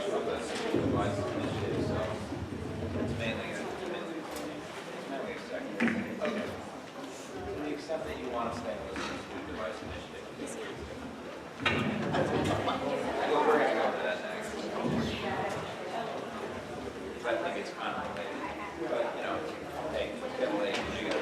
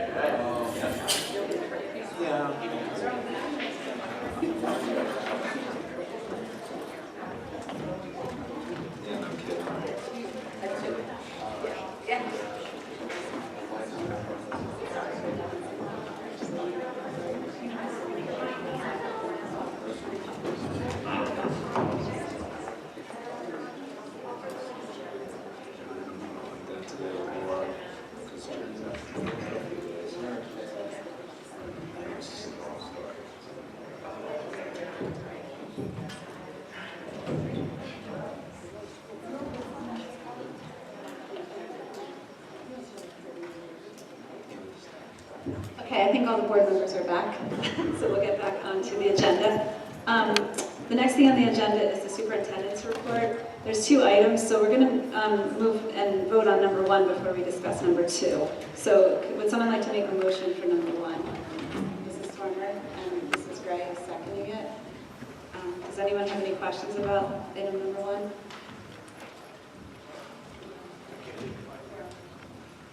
It's just,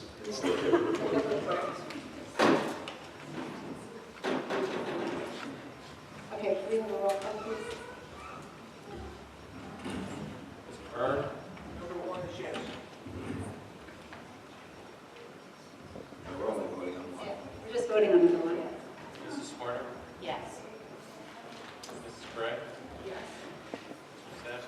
Yes. Mrs. White? Yes. Yes.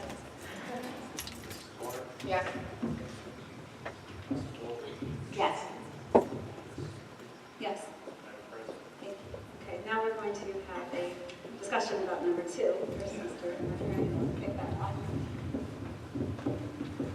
Okay, so just a couple things. briefly in terms of superintendent's report, and we'll jump right into this conversation. But I know some of the folks already left, but I did want to thank the administrative team for such a great job. I think it's really encouraging to see what happens when you set a district goal and everybody works collaboratively toward that goal. So I really appreciate everything that's gone into our goal on SEL and all the work that our team has put into it. I'm really proud of you guys and really proud of the work that this district has been doing. So thank you very much for that. One of our other goals is to work on technology. But before I forget, I didn't want to miss the chance to recognize someone here at William N. Middle School talking about all the character education and positive qualities that people have. I couldn't help but think about our Dottie Denton, who has been the head cafeteria person here at William N. Middle School for many, many years. And we lost Dottie last week. She passed away I think it was last Thursday, she passed away. She'd probably been here, we're trying to figure out how long Dottie was here, but it was something in the order of 20, 25 years.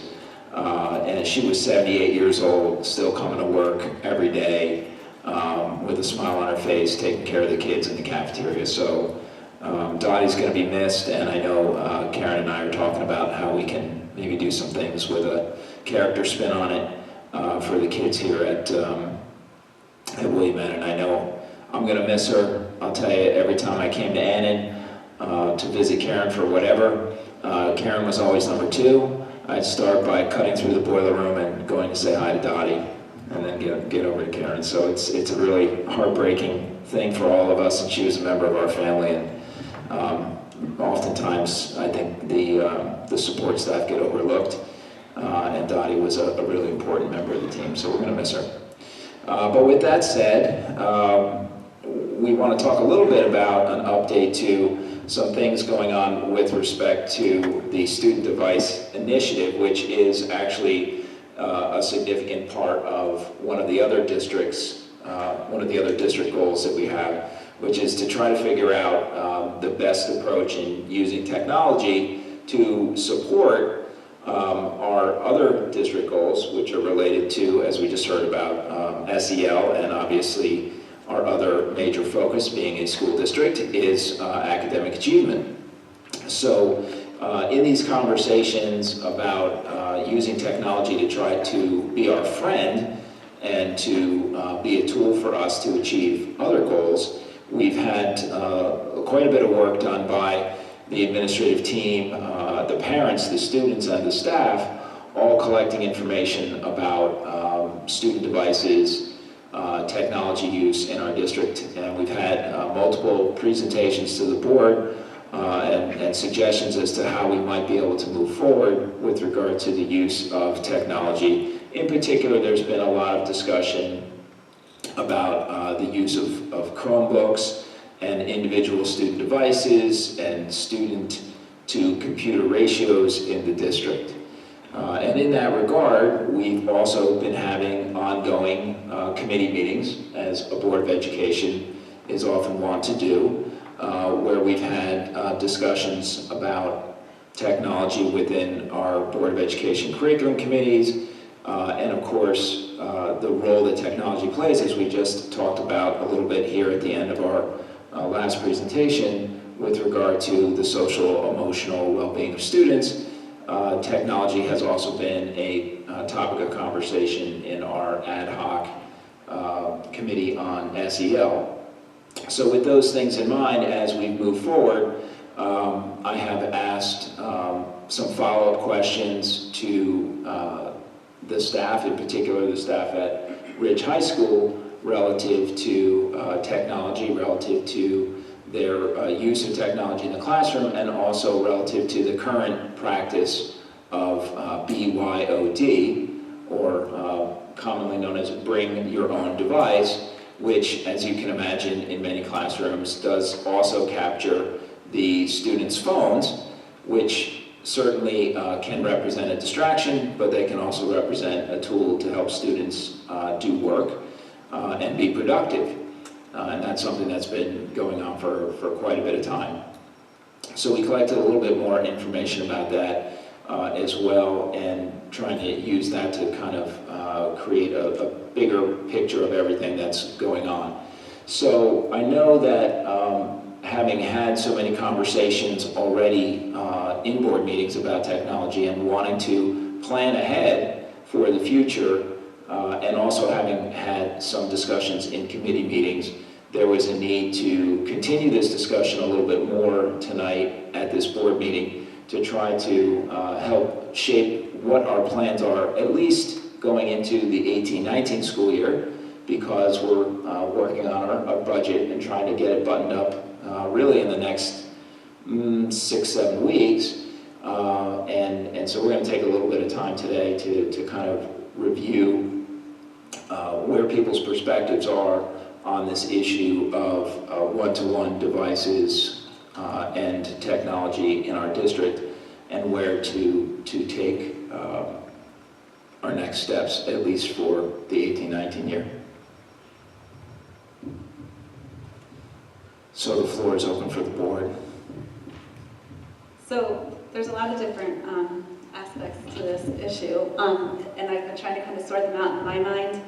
And I think there's the issue of, if budget wasn't an issue, you know, what would be ideal in a classroom or in school, right? Like, what would be the best technology for students? And if money wasn't an issue, you would have it available as needed, and if you didn't need it, you just wouldn't use it. So it would kind of be a non-issue. But money is obviously an issue, so we have to make some decisions that involve, you know, budget, and that affects other things. And then there's also philosophically, what do we believe about the use of technology in different aspects? And so that brings up things like the phones at the high school, or, you know, what do we think as far as the younger grades and things like that. So they're all related, but it's hard to like sort them out. So I don't even know where you guys want to start. Who wants to jump in on this one? There you go. I was reading is this on? Yeah. I was reading the metrics from the Rich Staff Survey, because I agree, if money were no object, I'd love to do one-to-one in both Annan and Ridge, and maybe the upper grades in elementary. But when the staff was surveyed at Ridge, I believe, if I read it correctly, a third of the teachers indicated they would not use them regularly. So that's a third of a really significant investment. So I'm just wondering if the CART model that we currently have, which I know is not ideal, would suffice if a third of the teachers aren't going to be using them regularly anyway. Just putting it out there. That was concerning. I'd like to piggyback on that comment, because I think all along one of the things I've been dying to know is which classrooms, how often, and how many. Because we already know students don't need one-to-one device in PE or woods or dance or choral or wind ensemble or any number of other electives. And how frequently would they really be using them in certain core content areas? That said, I don't know that even in a perfect budgeting world, I would be in favor of one-to-one across the board with high school. I think we could be more efficient with our money and our technology. And I'm just going to say it, so somebody says it. I really want to talk about how we scale back the BYOD use, because I think we all know, and our educators are the first to tell us when we have a chance to talk to them, how problematic the addiction that they are dealing with is, and the fact that it's taking over their lives. I'm going to say that. I'll jump in there. Back it back on that. I don't think, I mean, if I had my wife, if it was a perfect world, the kids wouldn't bring their phones to school. In a perfect world. Now, I know it's not a perfect world. I know we push back from parents because they want their kids to have their phones about convenience, but I really truly believe that everything we've read was, I mean, if anyone can look up, there's nothing that shows that there's any positive. There's nothing positive coming from, you know, our kids having constant access. It's a lot more detriment. And the one article we read, and I can't remember, it was about the guy who invented the little satchels, the little pouches, and he did it for concerts, because people going to concerts and not really enjoying themselves. And the high school practiced with it. High school used it. So all the kids had to come in, they put their device into a pouch, and they can't use it from the first period to the last period. They said that grades went up. The school actually got louder because kids were talking to each other, which is like a miracle. Just a lot of positives came from it. So, I mean, but I think if you want to limit, there has to be actual rules. It has to be, you can't just say, oh, we're going to try and limit it and then do nothing about it. It has to be, you have to have like a policy, it has to be something that gets enforced every day, or else it's not. Or else some kids will be using it, some kids won't, some kids follow the rules, some kids won't. And going along with that for the, I don't think we need one-to-one devices in any schools. I really don't think we need it in grammar school at all. I'm more of a younger kids need more hands-on, teacher-driven education, not sitting in front of any more screens. I really don't think that's good for them. I know that in the middle school and high school they use them more, but I don't think we need one-to-one because, like you said, I don't think everyone's using them, and everyone would be using them. But if we have limited money, which we do always, there's no way we'll never have enough money for everything we want to do. I always look at like would a really good like lab, a computer lab, be better for our students to be able to use instead of having one, and then have some like the Chromebooks where they have 4-year lifespan. So like, once you go down that rabbit hole, you're never going to get out. It's constant money. We're always going to have to replace. We're always going to have to. You can never stop spending money on it once you go there. So there must be a better way to do it where you're not every 4 years having to replace your whole, or most of your fleet of technology. And the technology you get now is obsolete. It just seems like when we have great teachers, we have great parents, we have so much, we have a lot of resources that to spend a lot of money on this seems like just not a good, we're so worried about SEL, we're worried about other things we can spend money on more wisely. Maybe we have to rethink or think outside the box kind of about what we do about the technology and how we use it. To piggyback a little bit, I see the issue of cell phones in terms of the bring your own devices. It's completely separate from the issue of going one-to-one. I think if we feel that it's important to set guidelines, that's something that can be, looked at very easily, and it's completely separate from do we need to have a Chromebook for every student? So I think we should be looking at those two issues separately. That being said, I don't think every student, every classroom, every teacher needs to have a Chromebook. I would hate to see moving away to more learning by watching videos on Chromebooks and taking away from the value of what the teacher has to offer. That's not to say that there's never a good opportunity. There are, but my fear would be you go to one-to-one, you're moving in a direction that is not necessarily what we want. I recognize, I don't know how many are we talking about? What would be the price of, let's say, all of those? And then are we back in the same boat 4 years from now? Maybe we should be looking at which subjects, which teachers use them more regularly, and the idea of more Chromebooks. Teachers can sign up for Chromebooks when they need them, or an idea, of saying, setting up another lab that classroom teachers can sign up to go in there, where we can purchase more, but a finite amount that are open to everyone. But with the way that the lifespan of Chromebooks, or even a laptop, it would be a constant expenditure, and with everything that we also need in the school, what are we giving up if we're focusing just on making sure every student has a device?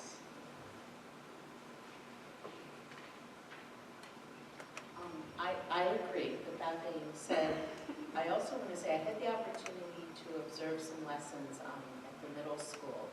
And I saw some phenomenal uses of the Chromebooks, both in science and world language, that really, it wasn't a crutch for a teacher to play videos. It was a tool that really enhanced the learning opportunity and fully engaged the students. And I had a chance to speak with the teachers while these lessons were going on, and their complaint, they weren't saying they wanted one-to-one devices. Their concern was there weren't enough parts, there wasn't a big enough fleet of Chromebooks to make them available when they needed them, particularly in Annan. There was an issue with the elevator and getting them all up the stairs and getting them all back down the stairs again. So I think the question that we should be analyzing is, do we want to go one-to-one, and if we don't, what's the optimal number of the Chromebook fleet, both in the middle school and the high school? And we have to take into account these replacement cycles, because, you know, maybe it's something that we stagger where, you know, they're not all cycling out on the same year, which causes an incredible problem. We need to have the availability for the teachers who do want to use them the right way. I'm not sure we necessarily need to allocate funds for one-on-one. That's just where my head is at right now. I mean, in terms of budgeting, I mean, we have a lot that all got bought at the same time. I mean, you can pay them off over time, or you can pay them front, but either way, the cost is going to be either spread out or not. You know what I mean? So, like, there's two issues. There's the actual technology and when it doesn't work anymore, and whether you need more or less Chromebooks, and then there's the budget aspect of how you pay for it. I just want to sort of speak to Jen's point, because I do agree that the BYOD and the SDI question should be separate and distinct, but I think what several of us found in some of the discussions, especially the ones that would have followed SEL conversations regarding the articles, there were a lot of articles shared among the four of us since the last SEL meeting. And we want to support the teachers, and we've heard the teachers say, we even just at curriculum last week heard more teachers talking about more ways that they would like to engage the students using technology, specifically in social studies. So the teachers are relying on the BYOD to incorporate technology where they see appropriate. That puts the technology, or the BYOD, the device, in the student's hand, which means it's in a pocket and it's on the desk and it's under their leg and wherever they're keeping it. So it got muddied. It's not intended to be muddy, but it just kind of is, because I think most of us, all of us, want to support what the teachers think is going to be valuable and engaging for our students, like Bev said. But at the same time, a lot of us feel it's dangerous to have these devices in their hands all day. So it became a conversation of, oh, is there an opportunity here? Probably most of the board members remember in November when we heard the SBI presentation, the suggestion by show of hands was that the board was in favor of supporting the exploration of getting devices at William Manning to just really to cover just exactly what that was describing, racing around and the carts going down the hall and having to get them up the stairs. And the bigger concern, it's an off and in your locker policy for personal devices at William Manning, so the bigger concern with the personal devices is at Rich. So I know I've talked too long. I just kind of wanted to clarify why that became so intertwined. So I guess my view is that probably one-to-one is going to happen at some point. It's basically inevitable, I think. If you look, just think like 10 years ago, what schooling was like and what 10 years in the future is going to look like. Every kid's going to have a computing device on them at some point in the future, and it's inevitable. And it's just a matter of, in my mind, of how and when to roll it out. So, and I think, the term screen time, I mean, my kids are really young, and screen time to me means like anything from TV to computer, but it's really, that's not the right way to think about it. I think now, looking back, screen time is how they're actually using the device. So when people say screen time, it's automatically associated with text, Snapchat, Facebook, Instagram, things that are kind of like wastes of screen time rather than use of screen time in a productive way. So like, I mean, I don't know how many kids are going to play with this thing, when they can go on CNN.com and ESPN.com or something like that, but can't do Snapchat. So this might be a good use of screen time as opposed to a phone. You have unfettered access to the content. That's probably a bad use of screen time, especially when you're at school. So one of the parents, and somebody just mentioned that the policy at Annan is personal devices in your locker and off throughout the day. So just one of the parents at the advocacy meeting mentioned suggesting, or somebody suggested, rolling out the first year rather than equipping everybody in the high school all at once with a device. Why not roll it out in 9th grade? Because the kids already are used to the policy from Annan. They come to Ridge High School. They can see other older students having it, but that's kind of the process of how you roll in the device, and then you can kind of roll it up to Ridge. The 9th graders will have it for 4 years. And the other thing is that in terms of cost, like these things are, your first laptop 5 years ago probably cost $2,000. These now cost like $199. You probably drive down the price of your bulk ordering. So I think if you roll it into 9th grade and then let it, perpetuate up through high school, and 4 years they're done and they throw it in the garbage, and then you can kind of look backwards to see, do kids in the middle school need it? I agree with Jen that I don't know that kids in the grammar school really need it, but I also think that's inevitable too. So it's just a matter of kind of when that's going to happen, because I think other school districts are doing it from the research that we saw. So I think that's what I put on it.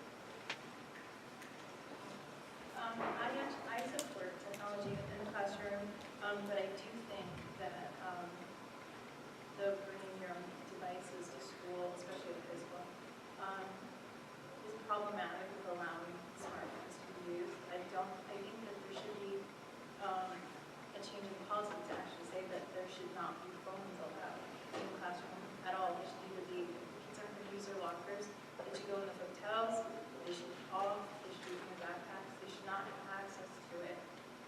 That said, that kids are going to have, the kicking and screaming with that. I think parents will also be freaking out that they don't have 24-hour access to their kids at school to text them constantly that they can coffee at the welcome desk, and things like that. Or, to be picked up for early dismissal, or to be picked up for a doctor's appointment. I think it's just going to be a whole culture change to affect that change. If we don't allow the phones, and that is what the teachers are relying on for the students to be using right now, I think that we have to provide the Chromebooks. As Tim said, I think it's an inevitable thing. It's just a matter of where we're going to roll it out. I personally don't like an idea of the one-to-one technology going home and being transported back and forth. I like the idea. I know it's a big deal to get out the cards every day and log in and log out and put them back. But I've seen the kids do it at the elementary school. I've seen them do it at the middle school and the high school, and I think they're capable of doing it properly. So, if we could afford it, I would love to have cards in the classrooms where the teachers actually say they're going to use them and appropriate amount of time, not just once a week. And if it is only once a week, then they should be sharing a card with another class. It's only going to be once or twice a week. You can do that. But I do like the idea of the Chromebook and getting the phones out, just because it helps us control what the kids are accessing at school during school hours. There's safeguards built in. Having cards with the same model of Chromebooks helps maintain them, helps the IT department be able to troubleshoot and work if it's all the same models and it's familiar with them faster to help fix it when there's problems.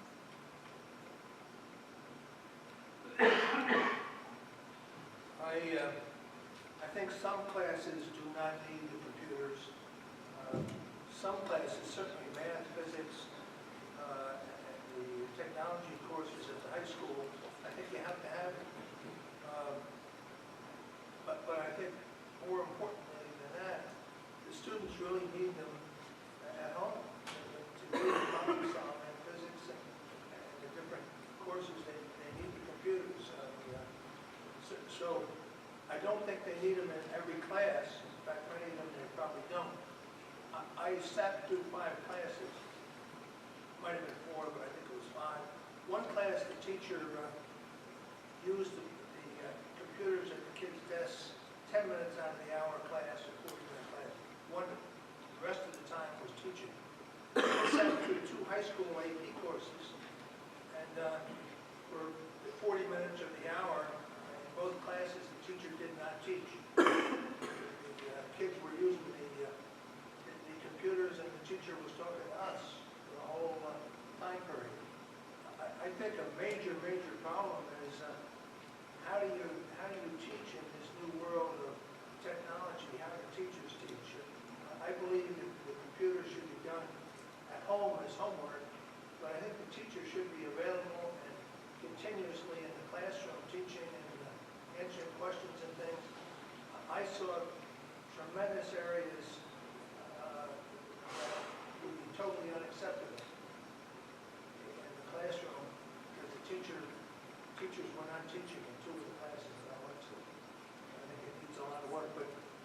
think the kids need computers at home to learn how to do the technology courses and things.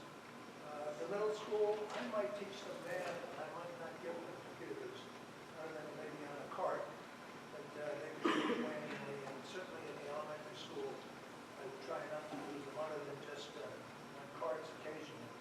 In the high school, I think the kids have to have. I just have one more point, and to Mike's point, I think if you did introduce more technology, there'd have to be a lot of training that went along with it on the proper use of it, or the best way to use the technology to teach without using it as a crutch, which I don't think our teachers would, but that's not, we don't have teachers like that, I really don't think. But there have not been any, no one can point to one thing that says that technology has helped or increased learning, or technology hasn't, there's nothing that proves that it has raised gradients, so technology hasn't proven itself. I mean, it might be the way of the future, but no one can tell me that, no one can definitively point to, oh, look, they have computers in the classroom, they're all learning better. There's nothing, there's zero. So that's where I have my, until, I don't like to be a guinea pig with this. We have a great school district, it's been working for us, and I feel like it's a lot of pressure, like, oh, other schools are doing this, we better do it, or else people are like, think we're falling behind, whereas I look at it like, we're not falling behind, we have all these kids going to college, and they're thriving, and it's not because we put computers in front of them. It's just because of our district and we have great parental, support and all that stuff. Now, I'm not saying that, I see certain classes, we already have computers in classes, the ones they need it. I really think we have to pinpoint, we have to be very, it's like surgical use of technology, instead of like, they're just like, oh, we have to get it on a device. Now, and people having devices at home, I think I can say that most people have devices at home. I think almost maybe there's a handful of people that don't have a computer, but please email me. Oh, you can't. Who doesn't have a computer at home? I just want to know. Who doesn't? So, it's just a balance that you have to strike, because really the budget is I feel like the budget is our biggest problem in this whole situation. So, it's the money. And it's what do you have to cut to get this, and is it worth it? Is it worth it? Is it going to make our kids' education that much better if they will have a Chromebook? Or is everybody using it in a better way? I don't know. I'm just putting it out there. So it's discussion. It was very interesting when you look at also the surveys. For every teacher who says, yes, I want it, you can counter it with the teacher who says, I don't think this is a good expenditure of money. For every parent that says, oh, I think it's great, you can counter with the parent that says, I don't think it's good. So there is a very even divide. I think what everybody's in agreement about is that we need more Chromebooks. The bottom line is, do we need one-to-one for every student, or do we just need more Chromebooks? And if so, how do we go about figuring out what that right number is to make William Annan have more accessibility to them, and to make the students at Ridge also have more access to them?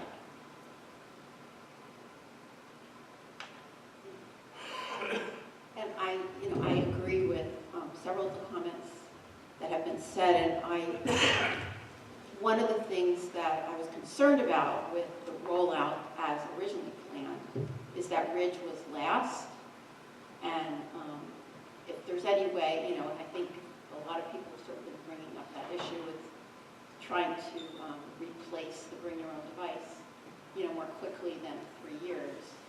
So I guess I would like to see, if we do this, I would prefer to have the emphasis on William Annan and Ridge, and I'm less, I guess, feeling like it's less important at the elementary school, and certainly not in the very low grades.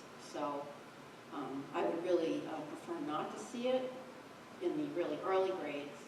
I'm sort of feeling like I'm not sure that we need one-to-one in grades, even in grades 3 through 5. And I would prefer to see us try to do something at Ridge to alleviate the bring your own device problems sooner, rather than waiting until the 3rd year. And that's sort of my thoughts. I just wanted to say a couple of quick I happen to be in that AP classroom, one of the ones that Mike was mentioning. And Mike, I don't want to get into an argument, but I want to point out, we were treated as guests in that classroom, and the teacher was trying to answer our questions and give us our due attention that you would give any guest. That is a much revered teacher doing a beautiful job with her students, and it saddens me that we would suggest, as we sit here tonight, that she wasn't teaching. I observed her interacting with her students while trying her best to answer our questions about what was going on in the classroom. I just also want to insert this in here because it's opportune.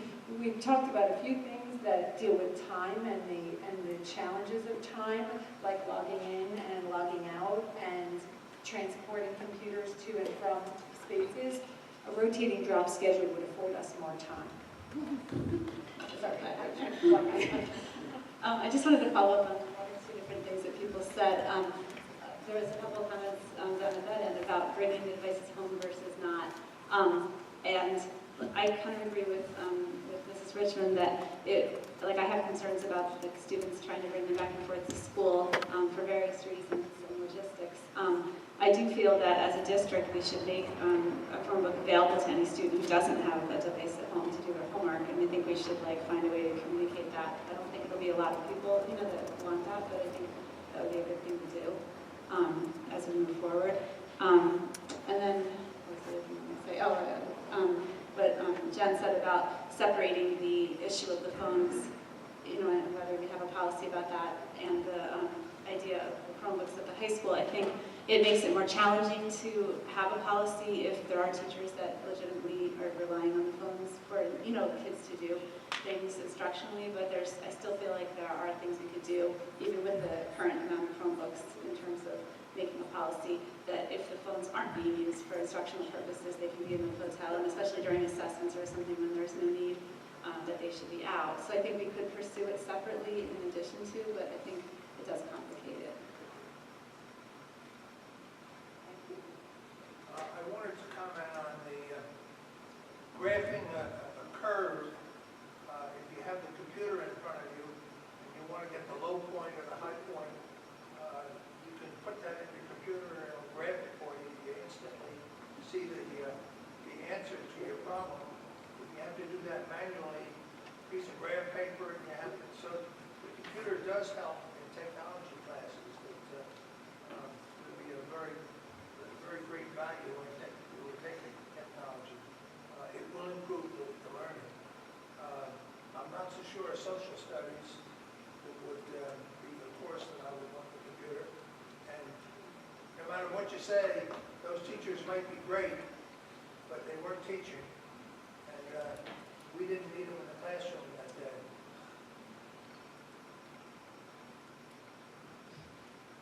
Does anyone else have comments?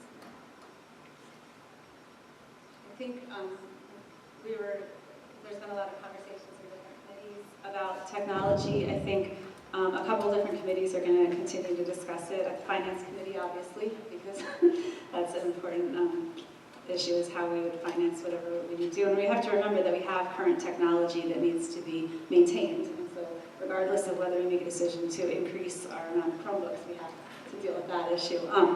And then the curriculum committee and the policy committee, potentially, if you want to look at some kind of policy about phones and BYOD policy. So I think we'll be following up in at least 2 or 3 committees in the next month. Okay. So we are now up to public comment on agenda items. So if you are coming up, please sign in and give us your name and address, please. Thank you.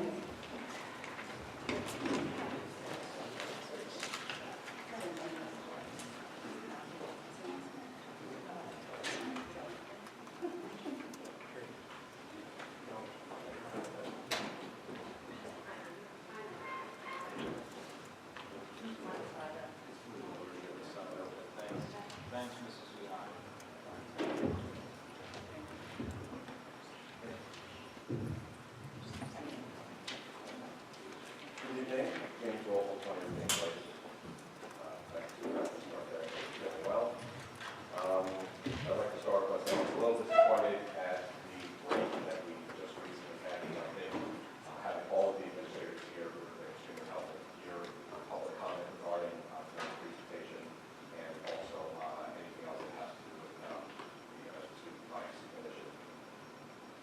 That being said, there was a lot to digest about the hour and 20-minute presentations from all the administrators, and I have a lot to try to get through. I've had a lot to try to digest, as I'm sure you all as well. I'm sure we'll be going back over PowerPoint presentations later on.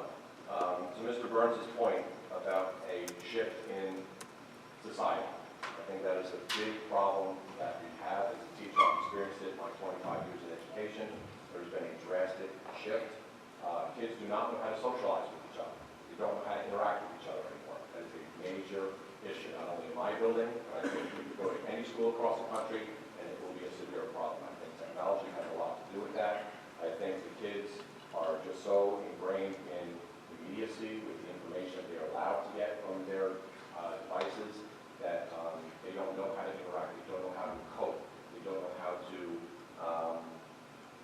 play with each other, they don't know how to properly interact, they don't know how to problem solve. I think that's a big issue that we have today. Also, I think a lot of the student stress, and Mrs. Sudak was talking about the bullying going on at WAMS and more or less along the lines with students who have differences. If you go back to the elementary schools, is the message being lost in what they're teaching their students throughout character education? Because when you get to the middle school, that should also be able to be fostered, and students should not be treating each other with disrespect. So is the message being lost when they're making that transition from elementary to middle school? I think also with a lot of pressures with grades and academics, a lot of it is perpetuated by the press. When you have the press talking about test scores and school district ratings, that is a big problem that I have, because you're comparing apples to oranges. What we do here in Ridge is different than what they do in Milburn, and what they do in Livingston, and all the other schools that you decide to compare us with. Okay? So you're comparing apples to oranges. What we do is unique. What every school district does is unique to them. Okay? And you cannot compare what we do technology-wise, or what we do with test scores, or, because Milburn outscored us with the SAT scores, but we have a better forensics team. Who cares? What we do is unique. What we do is great, and we have to believe that. And I don't really give, to all these entities that publicize how great schools are. We know that we're great. We don't need a newspaper or a media outlet to tell us that we're great. Another thing, I noticed a common theme within some of the schools, and that's parent communication. And this is where I wish that most of the administrators, or all the administrators would have stayed this evening. There's been a lot of talk within the community about teachers not communicating with parents. Okay, now I'm in a unique position because not only am I a parent of a general education student, I'm also a parent of a special education student. And when you're under the gun with an IEP, and you have a 15-day window to get it in place, and teachers are not getting back to you answering questions, I have a problem with that. When teachers don't get back to you, when you ask them just a simple question, I have a problem with that. Okay? We have a policy in my district, 24 to 36 hours. I think this, and this is the third time I'm addressing the board on this topic. I am hoping that the board now takes some action with regard to instituting a policy on how long a teacher is allowed to get back to you. It shouldn't be a week. And I've talked with people who said, yeah, well, some administrators said, and I don't know who the administrator is, but said, oh, the teachers need at least a week to answer your question. That doesn't happen in the real world. When we're out there and we're looking for doctors and we're looking for lawyers, if we don't get a response, we don't hire them. It's not like we can fire our teacher or say, we want another teacher because they don't respond to us. We need a response. We need people to answer our questions. We need feedback when we want answers to specific things going on in our children's classrooms. So I think the policy committee needs to take a hard look at creating a policy with respect to teachers answering parent emails. Now, I've looked at board policy. I've not found anything that has to do with that specific topic. I have found that they are required when there's conferences, that they have to be able to be there, sanctioned and, disciplined and all that. That's great. But I think we can add to that policy with respect to having to have teachers email parents back when they have specific questions and not letting a week or 10 days or 12 days go by.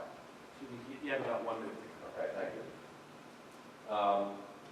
So, you know, I hear what a lot of what you're saying with respect to society and society changes. I think that's always, I mean, things are cyclical in education, we all know. The whole thing with the student advice initiative I'll get into in the secondary public comments.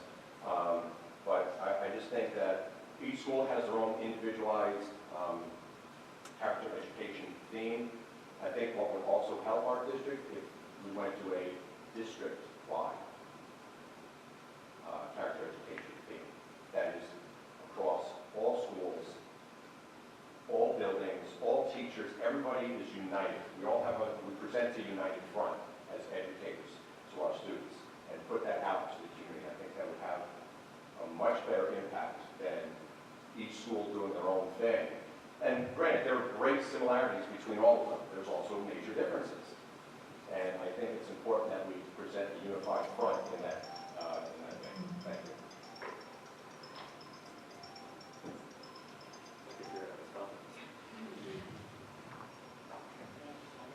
Good evening. My name is Ruth Ricarda, 58 Independence.